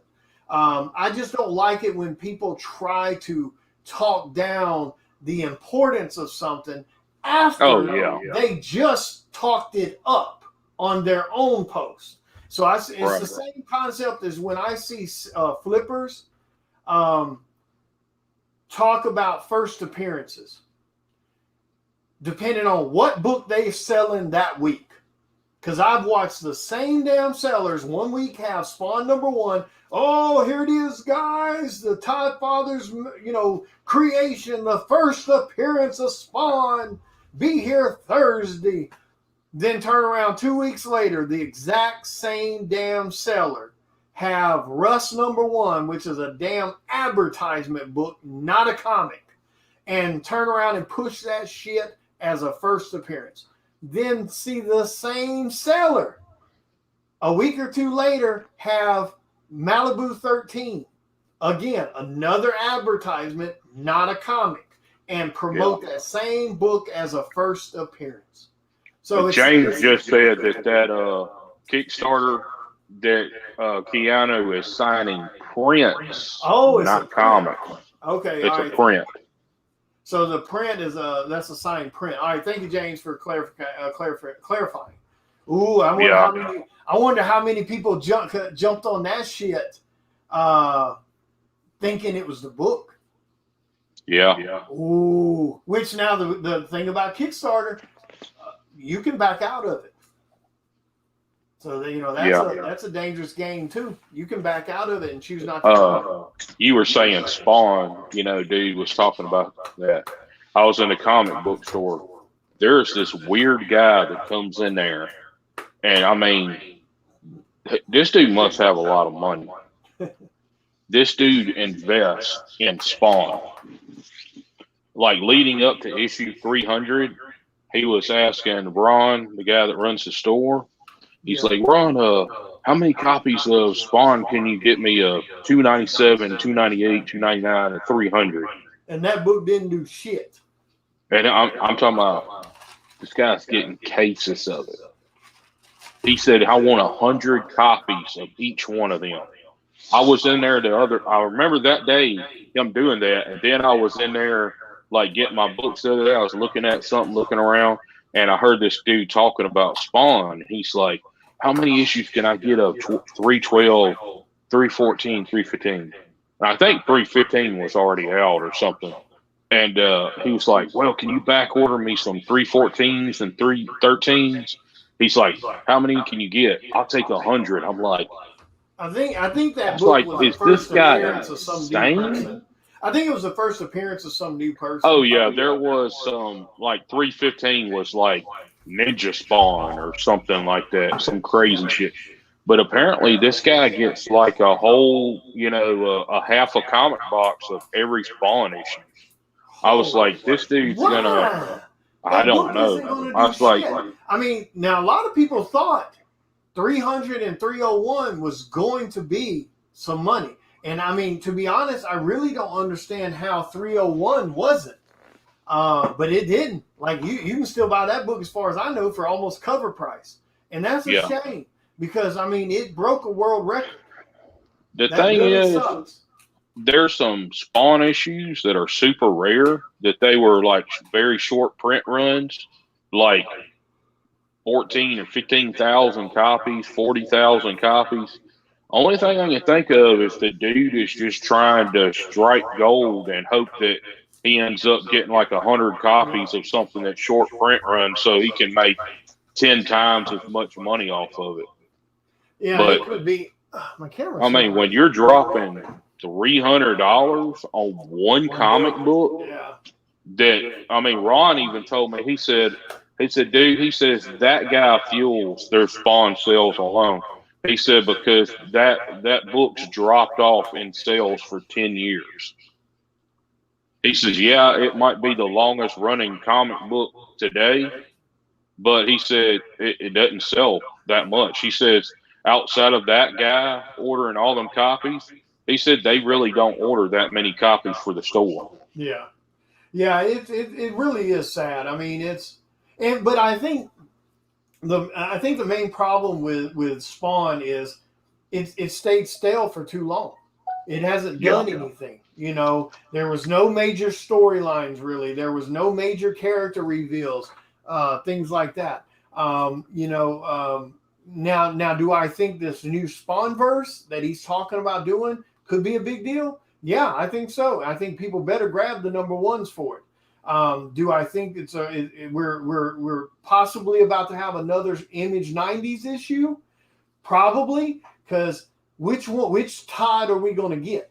Are we going to get Todd who learned from the first time, and now in his baby, his Spawn number one is a $20-$30 damn book in most cases? Or so he learned from that lesson, and now he's going to do these new books, and he's not going to print unlimited damn copies almost? Or are we going to get the business Todd who's just about the dollar bills, and he wants to cash in on the hype again and make $1 million? Yeah. So that's because the thing is, it's like it's next year will be the 30th anniversary of Spawn, and that book, which is why I think he's doing this 30 years later. Yeah, like now the newsstand. I think it's the newsstand slabbed 9.8. I think Newsstand it's is going, worth more than everything. well, yeah, of Any course. kind of newsstand book you ever get, if you Yeah. can hit a 9.8, it don't matter what it is. Is it Yeah. Transformers, Spawn, Yeah, it's got good money on it. Deadpool, whatever it is, it's worth a lot more. And Yeah. the thing is, personally, myself, I would rather have the direct edition than the newsstand with that ugly barcode on it. Yeah, I hate the barcode too. But I was going to say that book is, I think it's going for around $200 right now. So Yeah, now, will it is. Spawn #1 be affected by Spawn verse coming to be? Yeah, I'm sure it will. Is it going to spike? I highly doubt it. Other than Yeah. momentary spikes where people, the only spike I think you're going to see with as in relations to Spawn #1 or any of the Spawn first appearance books in the 300 plus runs of the book. The only hype I think you're going to see where you can make some money is if when Spawnverse goes live and people try to run scramble and grab Spawn #1 right before those books drop. That's when I think you can make money. You take your Spawn #1s right then and you flip them. Now you might can get some money for them then, but once the books comes out and the hype train dies down, Spawn #1 is going to go right back to what it was. Yeah, they said Ron said that they buy a lot of comic collections and stuff from people, Right. and like sometimes they're like stores or something that just has like an abundance of stuff. And he says just damn near every one of these stores that have sold them their books and stuff, they'll have like 20 to 50 Spawn #1s in there. Yep. He said they got like over 100 copies of Spawn #1. Now, if he can get this movie off the ground, now Spawn #1 will spike again. Now, Yeah. will it do $400 or $500? I doubt it. I don't know, but we'll see. I really wish he could get the movie off the ground. I really want to see that happen. He definitely said that he's going when he gets it off the ground that he's going to make it like it's going to be how he wants it to be. Yeah, I know. But that's also a dangerous game to play because, unless he kickstarts the movie and raises all the money himself to where he's just got to go pay people to create it, that's the only way he's going to have 100% control, or it won't get made. You know who I heard that he's trying to push Spawn into is Blumhouse. Oh yeah, that'd be a good one. I mean, well, he's trying to take it to those Blumhouse brothers. Horror. Yeah, he's already said that he wants the movie to be more horror. Spawn's not the main character the way he's told the story. He's just like the side story or background story, so to speak. So I mean, he's already said that, and Blumhouse would definitely be a good one. I mean, they're very good about doing horror stuff. So I don't know, man. We'll see. I don't know. Dude, I'm excited for a lot of stuff, man. I mean, I'm definitely going to grab the Spawnverse stuff when it comes out. I don't know whether I'll turn around and flip it. I don't know. I mean, I think you may make some money doing that. It depends. Again, it all depends on how he handles it. If he comes out and says, "Ooh, let's print 1 million copies of the book," you can hang that shit up. Yeah. If he comes out and says, "Ooh, we're going to print 100,000 copies," then there might be a good show then. So we'll see. But look, anyway, brother, we're getting almost 2 hours. Yeah, here. that's what I was just about to say. 2 hours is about like the wrap up time. Yeah. Yeah. I got to get my butt back in there. I've had a lot going on today with Ashley's car and running errands and trying to get that situated. I hadn't gotten a whole lot of work done today, and we didn't get a chance to go live last night. So, and dude, I want to make this a norm. Like, I want to be able to do this like once a week. I want this to be a Monday or Tuesday show. I mean, a Sunday or Monday show, and then I do my Thursday night show for the creator, Allie. But I just want to get this done since we didn't get a chance to last night. But I've got to get my butt in here and get some work done because I've got to leave. I've got to leave Friday morning to drive all the way to Dallas, Texas, to Watauga. So about 6.5 hour drive. I got to go down there. Saturday morning, we're going to be having the launch party for the Mortician. So all the artists, all the creators, and everyone's going to be there at that event. Oh yeah, that's right. Y'all are going to be doing that whole big Texas thing. I forgot. That's going to be. Oh, how did your past podcast go this past Thursday? Oh, it was great. I was talking to Ken Salinas. It was a good one. This coming Thursday is going to be David Sanchez. I was going to listen to it, but the at the hotel where I was at Gold Strike, man, the Wi-Fi was terrible. I couldn't do anything on my phone. But yeah, so I got to do that. This weekend is going to be a long weekend, dude. Like I said, I got to leave Friday to drive there for the Saturday event. Then as soon as that Saturday event's over, I have to drive back here.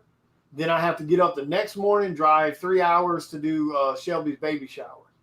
So yeah, this is gonna be a long weekend. Dude, have you went over to the post? Because I know you guys have been in and out of work and everything. Have you went? I'm gonna go ahead and put you on the spot. Did you take your butt over to that post yet on my page and grab my cover for Vampirella? No, I didn't even know you had one. Yeah, my cover for Vampirella dropped the other day. So that's my first mainstream title cover for Dynamite Comics. No, dude, you didn't tell me you got that. Yeah, well, sadly we can't talk about them, and I forget to tell people in my personal circle because I keep that in my mindset. Can't talk about it. So that way I don't accidentally open my mouth while I'm doing one of these shows. So yeah, I tend to. Yeah, no, I didn't know anything about that. Oh yeah. I did an exclusive for BNS Comics. The post is on my page. Just scroll down and you'll see it. Dude, we did all Virgins 500 print run. Vampirella number 18. And there's other options. Like the post has all the options on it. You know, whether it's slabbed or whatever you're trying to do. But dude, they who were you doing that through? Pastimes or who were you? Who? BNS Comics. Okay. Yep. And, I didn't hear anything about that. So. Yeah, the post is up, dude. Yeah, I know you're not on Facebook a lot, but no, man, the post it ain't no telling. It ain't no telling what all I've missed. Yep, that one. I'm just rarely on there. And if everything goes well, there's another big title coming real soon. Well, I tell you what, brother, I need to start earning some side money. So I've given you, I guess it's 2 or 3 years now that I've let you jump the gun on the pencils on me. So I'm gonna let you know I'm gonna be starting to sharpen my pencils up pretty soon. I hear you. I'm telling you, dude. I'm gonna start like in all seriousness. I think other than a couple of my decks of Magic, I think I'm gonna sell a majority of them because, dude, with COVID out here and everything, I don't think there's going to be a return to competitive Magic where you're going to a convention where there's 4,000 people playing. I mean, it will. I just don't see it being in the next year. I mean, I think I don't either. Eventually, because eventually people will get fed up with the bullshit that has to do with this, and they'll say, "Enough's enough. We're done." Eventually, it's going to get that way. But right now, people are they're getting annoyed. The hypocrisy of it is a whole nother level of damn dumbassery. And like I said, when it first happened, I was fine with staying home. I was fine, being cooped up. I was fine wearing masks everywhere, and I was fine with limited stuff going on. But once we got to the point that, if you're doing a march, then you can have 100 people. But if you're, but if you're doing family stuff at home, you can only have 10. And then they go, you can't be nowhere. Everything's got to be closed. Well, okay, mom and pop restaurants have to close, but we're going to leave Walmart and Lowe's and Kroger and all these other places open. Hey, Tara. And then, of course, the huge hypocrisy for me, the bullshit football. That's the big hypocrisy. Yeah. That's such horseshit. Once that shit got announced, I was hardcore done. You can kiss my ass. I was hardcore done when that football shit got announced.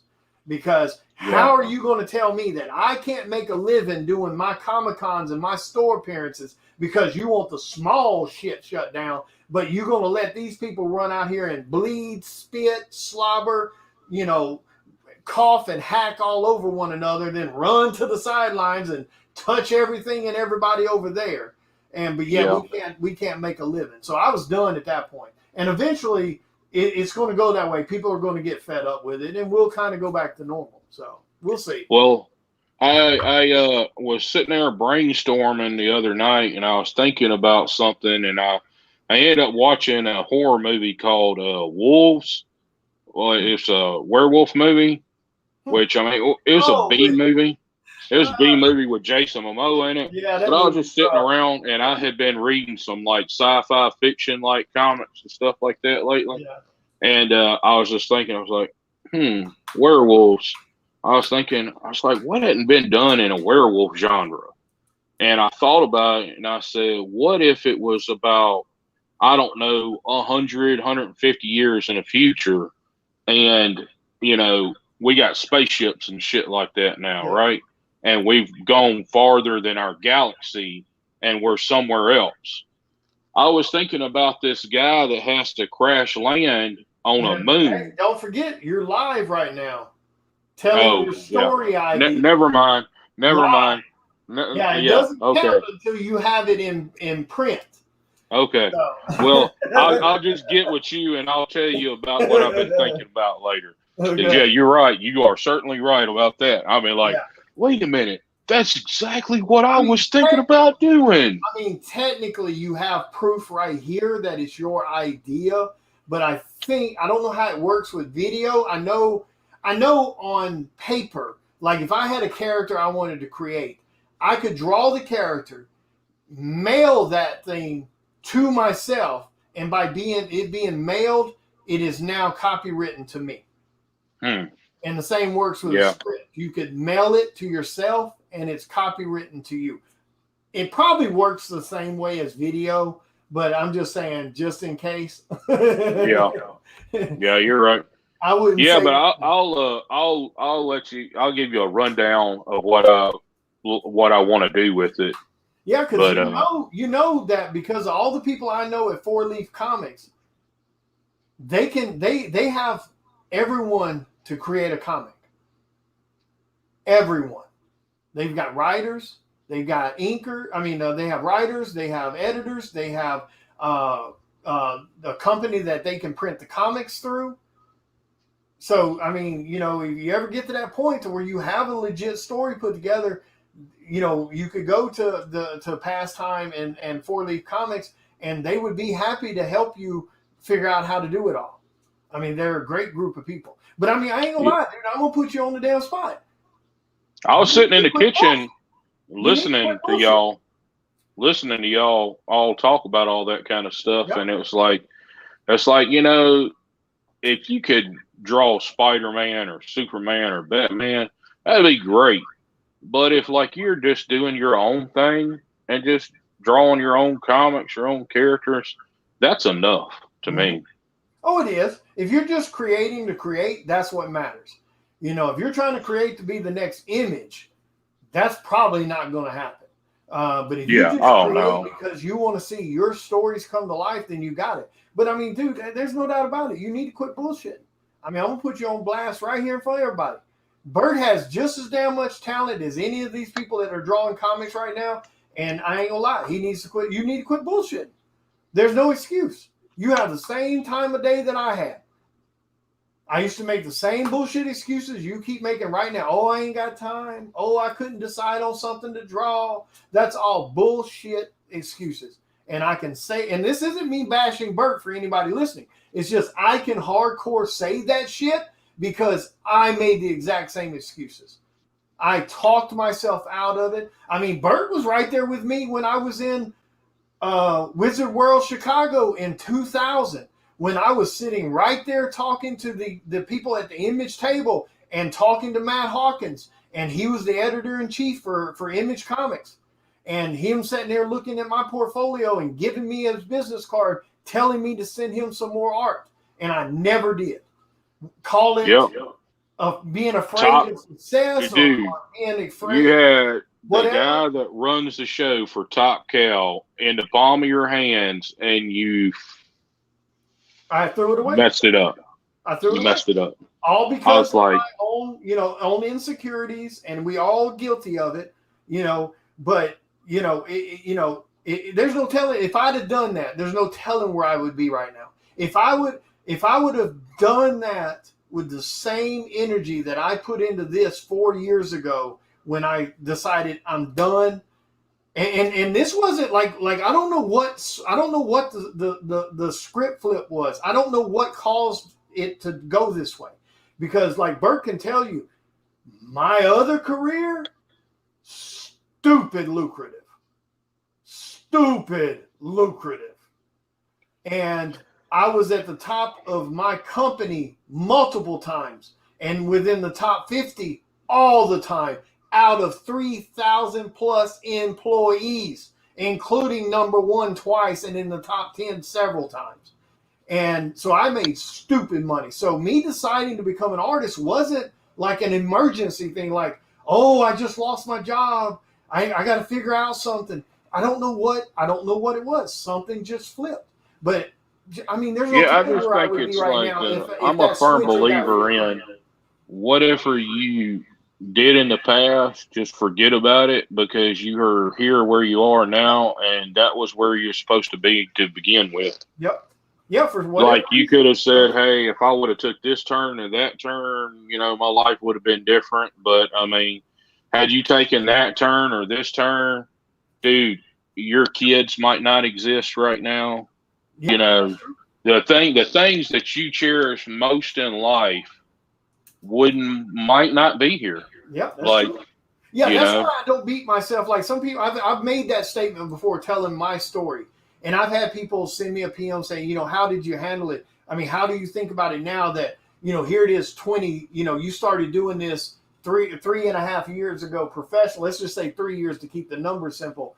And, so what was that, 2018?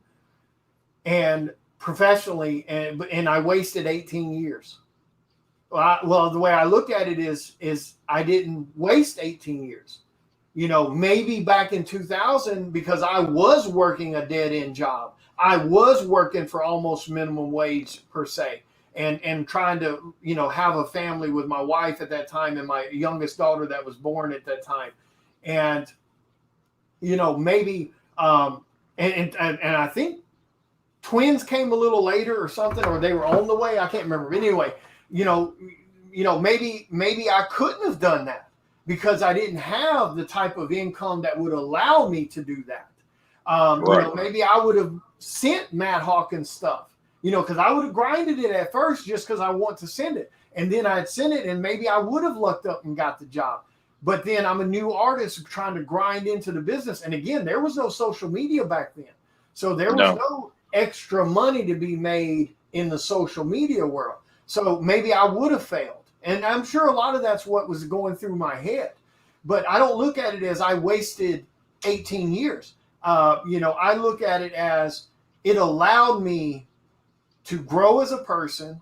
It allowed me to find the career that I had last, which was a very lucrative career that allowed me to be more free to an extent, and not stress about money, not stress about work, not stress how I'm going to go to the doctor, not stress how I can provide for my kids, etc., etc. And that allowed me to be able to sit down and say, you know what? I'm ready to draw. And now I'm going to draw 2 to 6 hours a night, 7 days a week for a year straight. And I could do it because I had the financial income that allowed me to work my hours the way I work. Not to mention that career not being an hourly based career. I didn't clock in, I didn't clock out. It was on my shoulders to show up and show out. It was on my shoulders to bust my ass to make my money.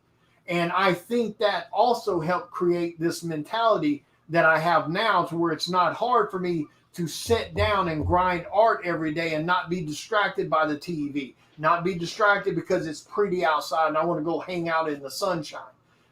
So that's the way I look at it. So I don't look at it as I failed or that I threw anything away. I think it just everything led up to where I'm at right now. And now here I am, 3.5 years in, tons of followers, wonderful followers. And again, I'm not trying to sound like I'm tooting my horn, but I think I've done really well for 3 years in the game. And I've got, this cover that I just did for Dynamite, which is a major title, major character that's been around since the 70s, and with a huge following. And it's my 9th cover that's been revealed. And I have 2 covers that haven't been revealed. And I've got one more cover for another major company. If everything goes smooth, will get revealed hopefully soon. So I think I've done a lot for 3.5 years. Yeah, I think it's the main thing is, man, it's like there are so many things in your life that motivate you. There's so many things that shape where you are now. You might have not been able, you might have talked to Matt Hawkins, and you might have went out there and he might have put you to work. But the fact that you had these children that needed your attention too, they would have been taken away from what you needed to get done. And then you wouldn't have been able to also give them the attention they need from the father. Yeah, because I would have had to. So all things shape you. You're exactly where the spot you need to be is where you are now. Is the same thing the way I feel right now in my relationship. I'm on the precipice of getting married. I have went all my life making all these other choices, and I'm exactly where I was supposed to be right now.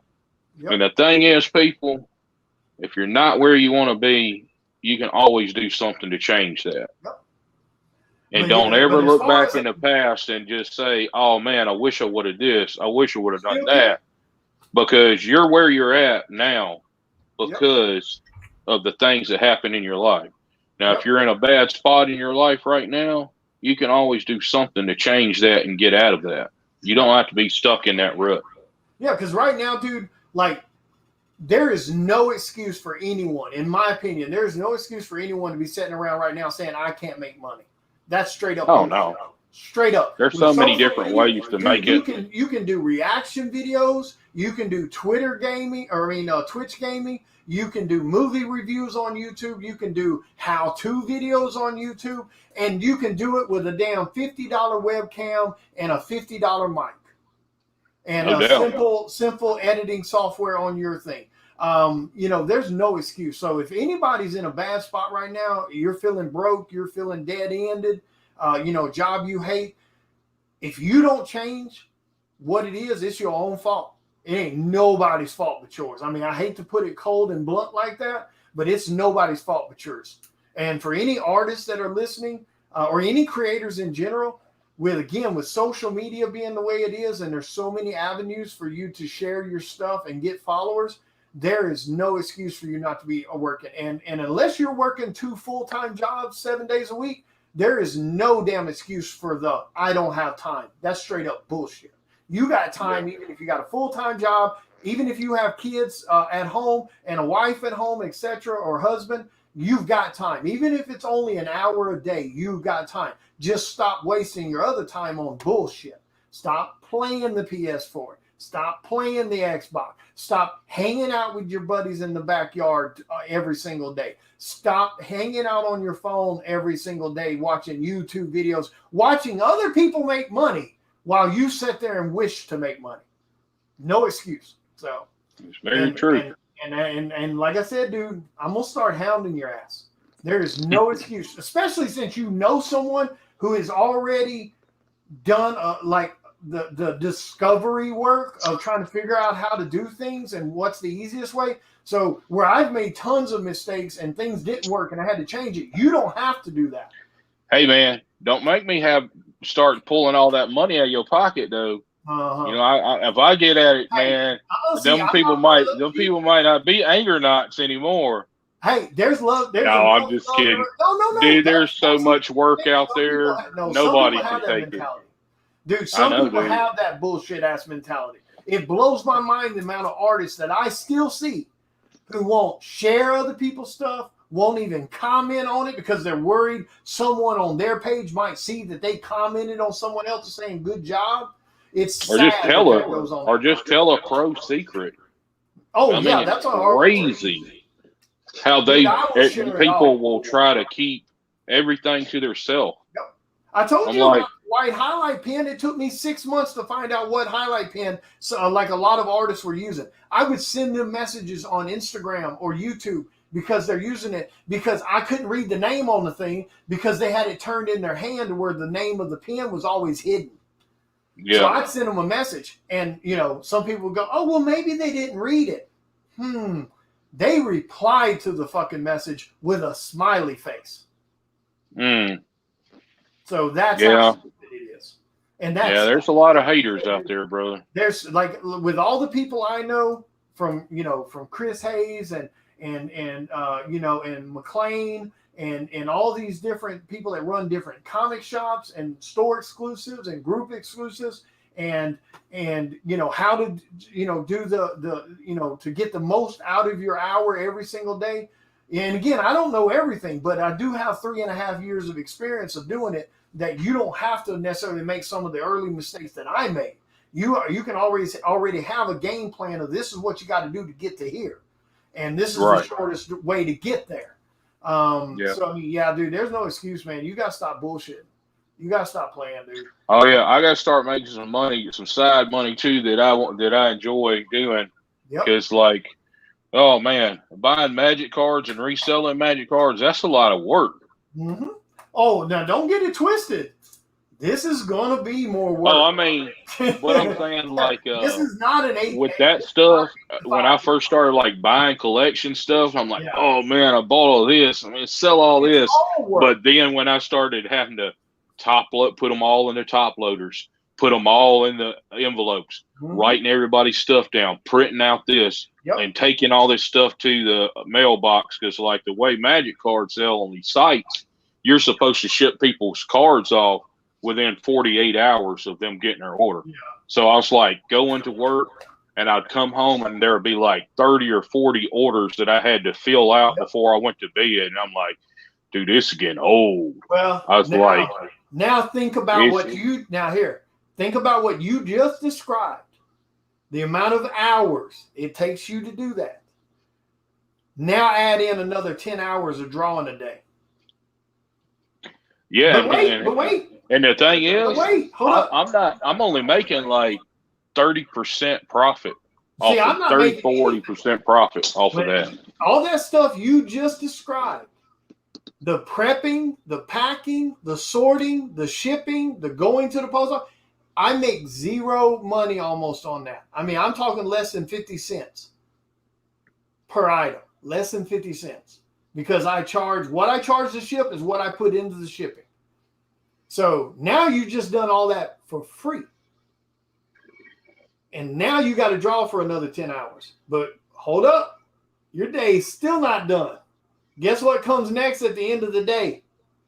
And now, don't get me wrong. You're not packing shipping every day. You're doing shipping about. I know what it is. It's a really good back rub, right? No back rubs? No. So, and now I ship twice a week, sometimes 3. So that's not every day. But after you've done the 10 hours worth of drawing a day, now you got to spend about another 4 hours answering PMs, talking to clients, talking to new clients, posting all the stuff you just created on the social media, because you're posting to, for me, I whittled it down to 2 platforms, Instagram and Facebook. But Facebook, I'm posting to about 20 different groups. Then you're replying to comments on the pages because you don't want people to feel ignored. You want to show them you appreciate that they took the time to like or comment on your post. So that's why I try to tell people that I love this job. I love it. And again, my last job was insanely lucrative with way less work. But I love this. But our days, it's around a 10-hour drawing day, and then another 3-4 hours worth of social presence. And it's insane, dude. It's rough. Now, don't get me wrong. You're not looking for that right now. What you want right now is you want that 2 to 4 hours, 7 days a week of pencil to paper, not looking for something to draw, not trying to decide on something to draw, not flipping the TV to hear something in the background.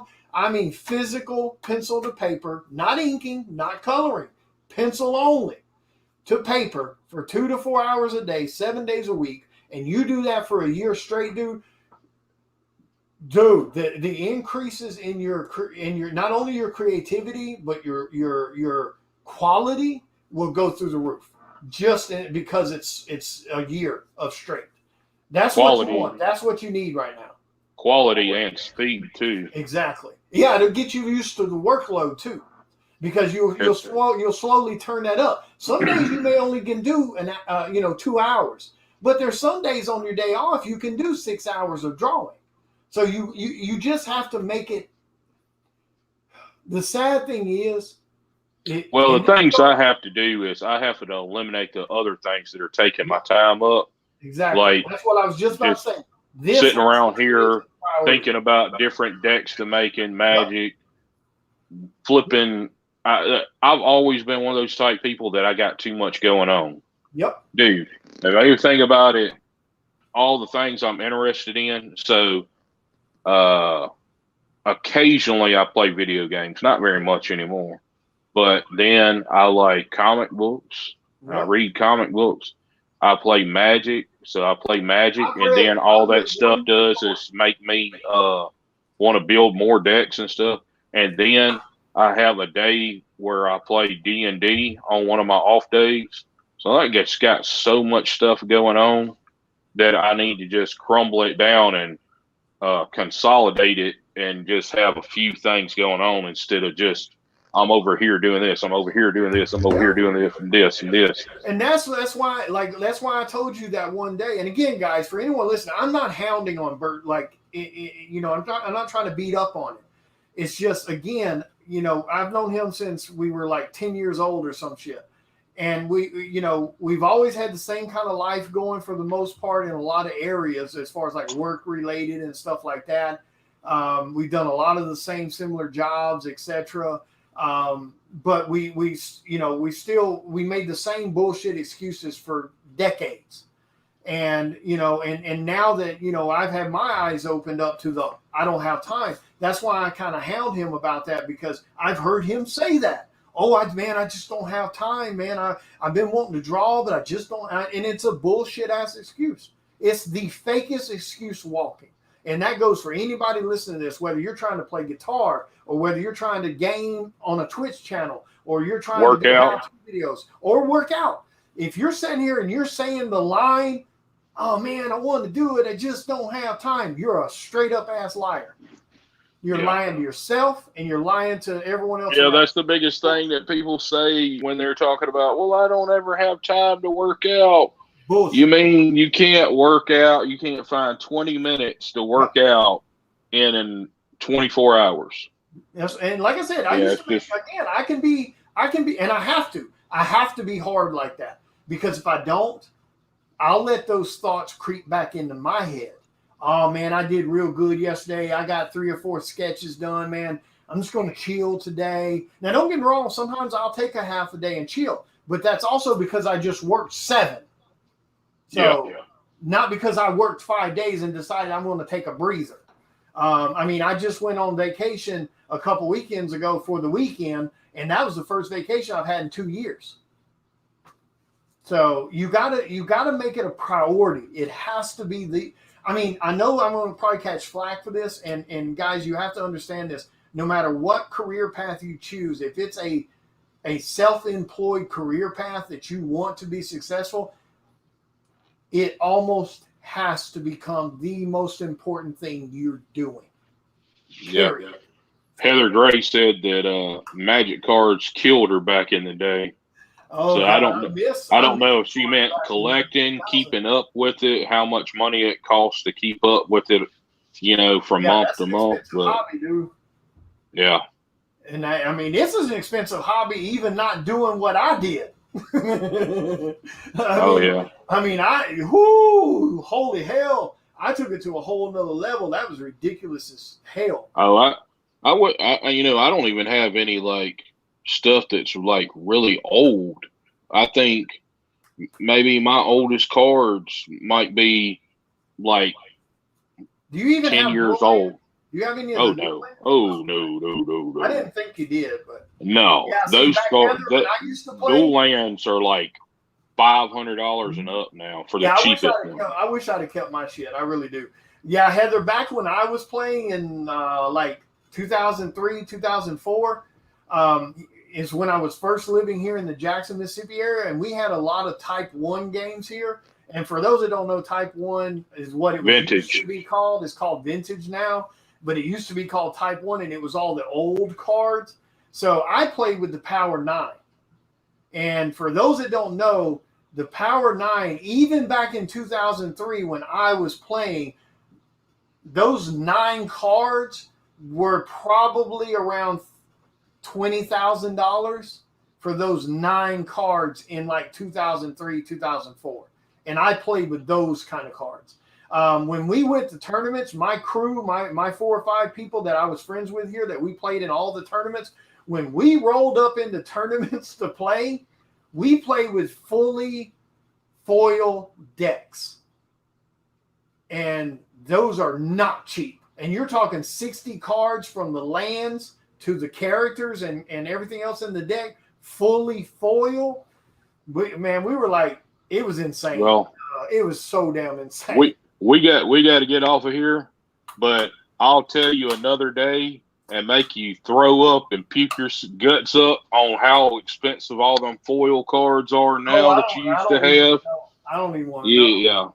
Yeah. You don't want to know, brother. I already know the Power 9 is stupid right now. Yeah. So and I don't even want to know what the foils are. That holy Jesus, dude. Yeah. This will give you just a little guess on what I sold. The Gaius Cradles that I sold, that land that it produces a green mana for each creature you control. Yep. I used to run that in my Squirrel deck, and I always wanted to keep that deck, and I was a dumbass, and I just got rid of it anyway. Just one Gaius Cradle is $1,000 now. God damn. And I had a play set of them, and I sold them in 2008 for $25 a piece. Woo! Yeah, I don't even want to look. I don't even want to look because not only were our decks foil, our decks were like top tier decks. So like the majority of the cards in the deck were rare cards. So just the regular cards were stupid expensive. Now you add on the fact that we had the foil versions of them, and a lot of them were, what were they called? Judge cards or something? Yeah, Judge promos. Yep. So I mean, stupid. Yeah, I'm scared to look because I had a 4-inch binder that was fully full. And how many sleeves does a 4-inch binder hold? What do you think? The binder has like nine slots, so back and front 18 slots. So 10 pages is 180, 20 pages is 360. I wouldn't be afraid to say you had probably 30 pages of that in there. So there's at least 500 or 600 cards in there. Yeah, if not more, because I mean it was full to the brim, not sitting short. I mean it was sitting in like what it the squareness of it. You know what I'm saying? It was level. I'm pretty sure if you had that binder and every card was foil. That binder that you sold Eric there at the end. Not even the stuff, because you had sold the Power 9 before. Excuse me. You had that before. That binder you sold to Eric, and he's bought a lot of collections. He said that was the 3rd best collection he ever bought. Wow. If you had that binder today and you sold that binder, I would not be surprised if you could have got in between $60,000 and $80,000 for that binder. Yeah, that binder was sick, dude. That binder was stupid. Because you had a play set of every dual land. Every single foil that was in that binder was 4 cards, 4 foils. Yeah, I mean, I could have put together during that time, and that's why we did it that way. We could put together any deck fully foiled. no matter what the hot deck was, it was fully full. Whether I was playing red decks, blue decks, black decks, white decks, whatever hot decks were going on, and decks changed a lot, in Type 2. So whatever decks were hot, I could do that for. Yeah, it was insane. Trust me, I think about it every once in a while, and I feel sick to my stomach, especially when I look and see, because Black Lotus, which, again, I had the entire Power 9. Black Lotus by itself, like low end, sells for 30 grand right now in an instant. Oh, yeah. I mean, 30 grand in a heartbeat. And that's for one card out of the 9. And the others are almost just as important.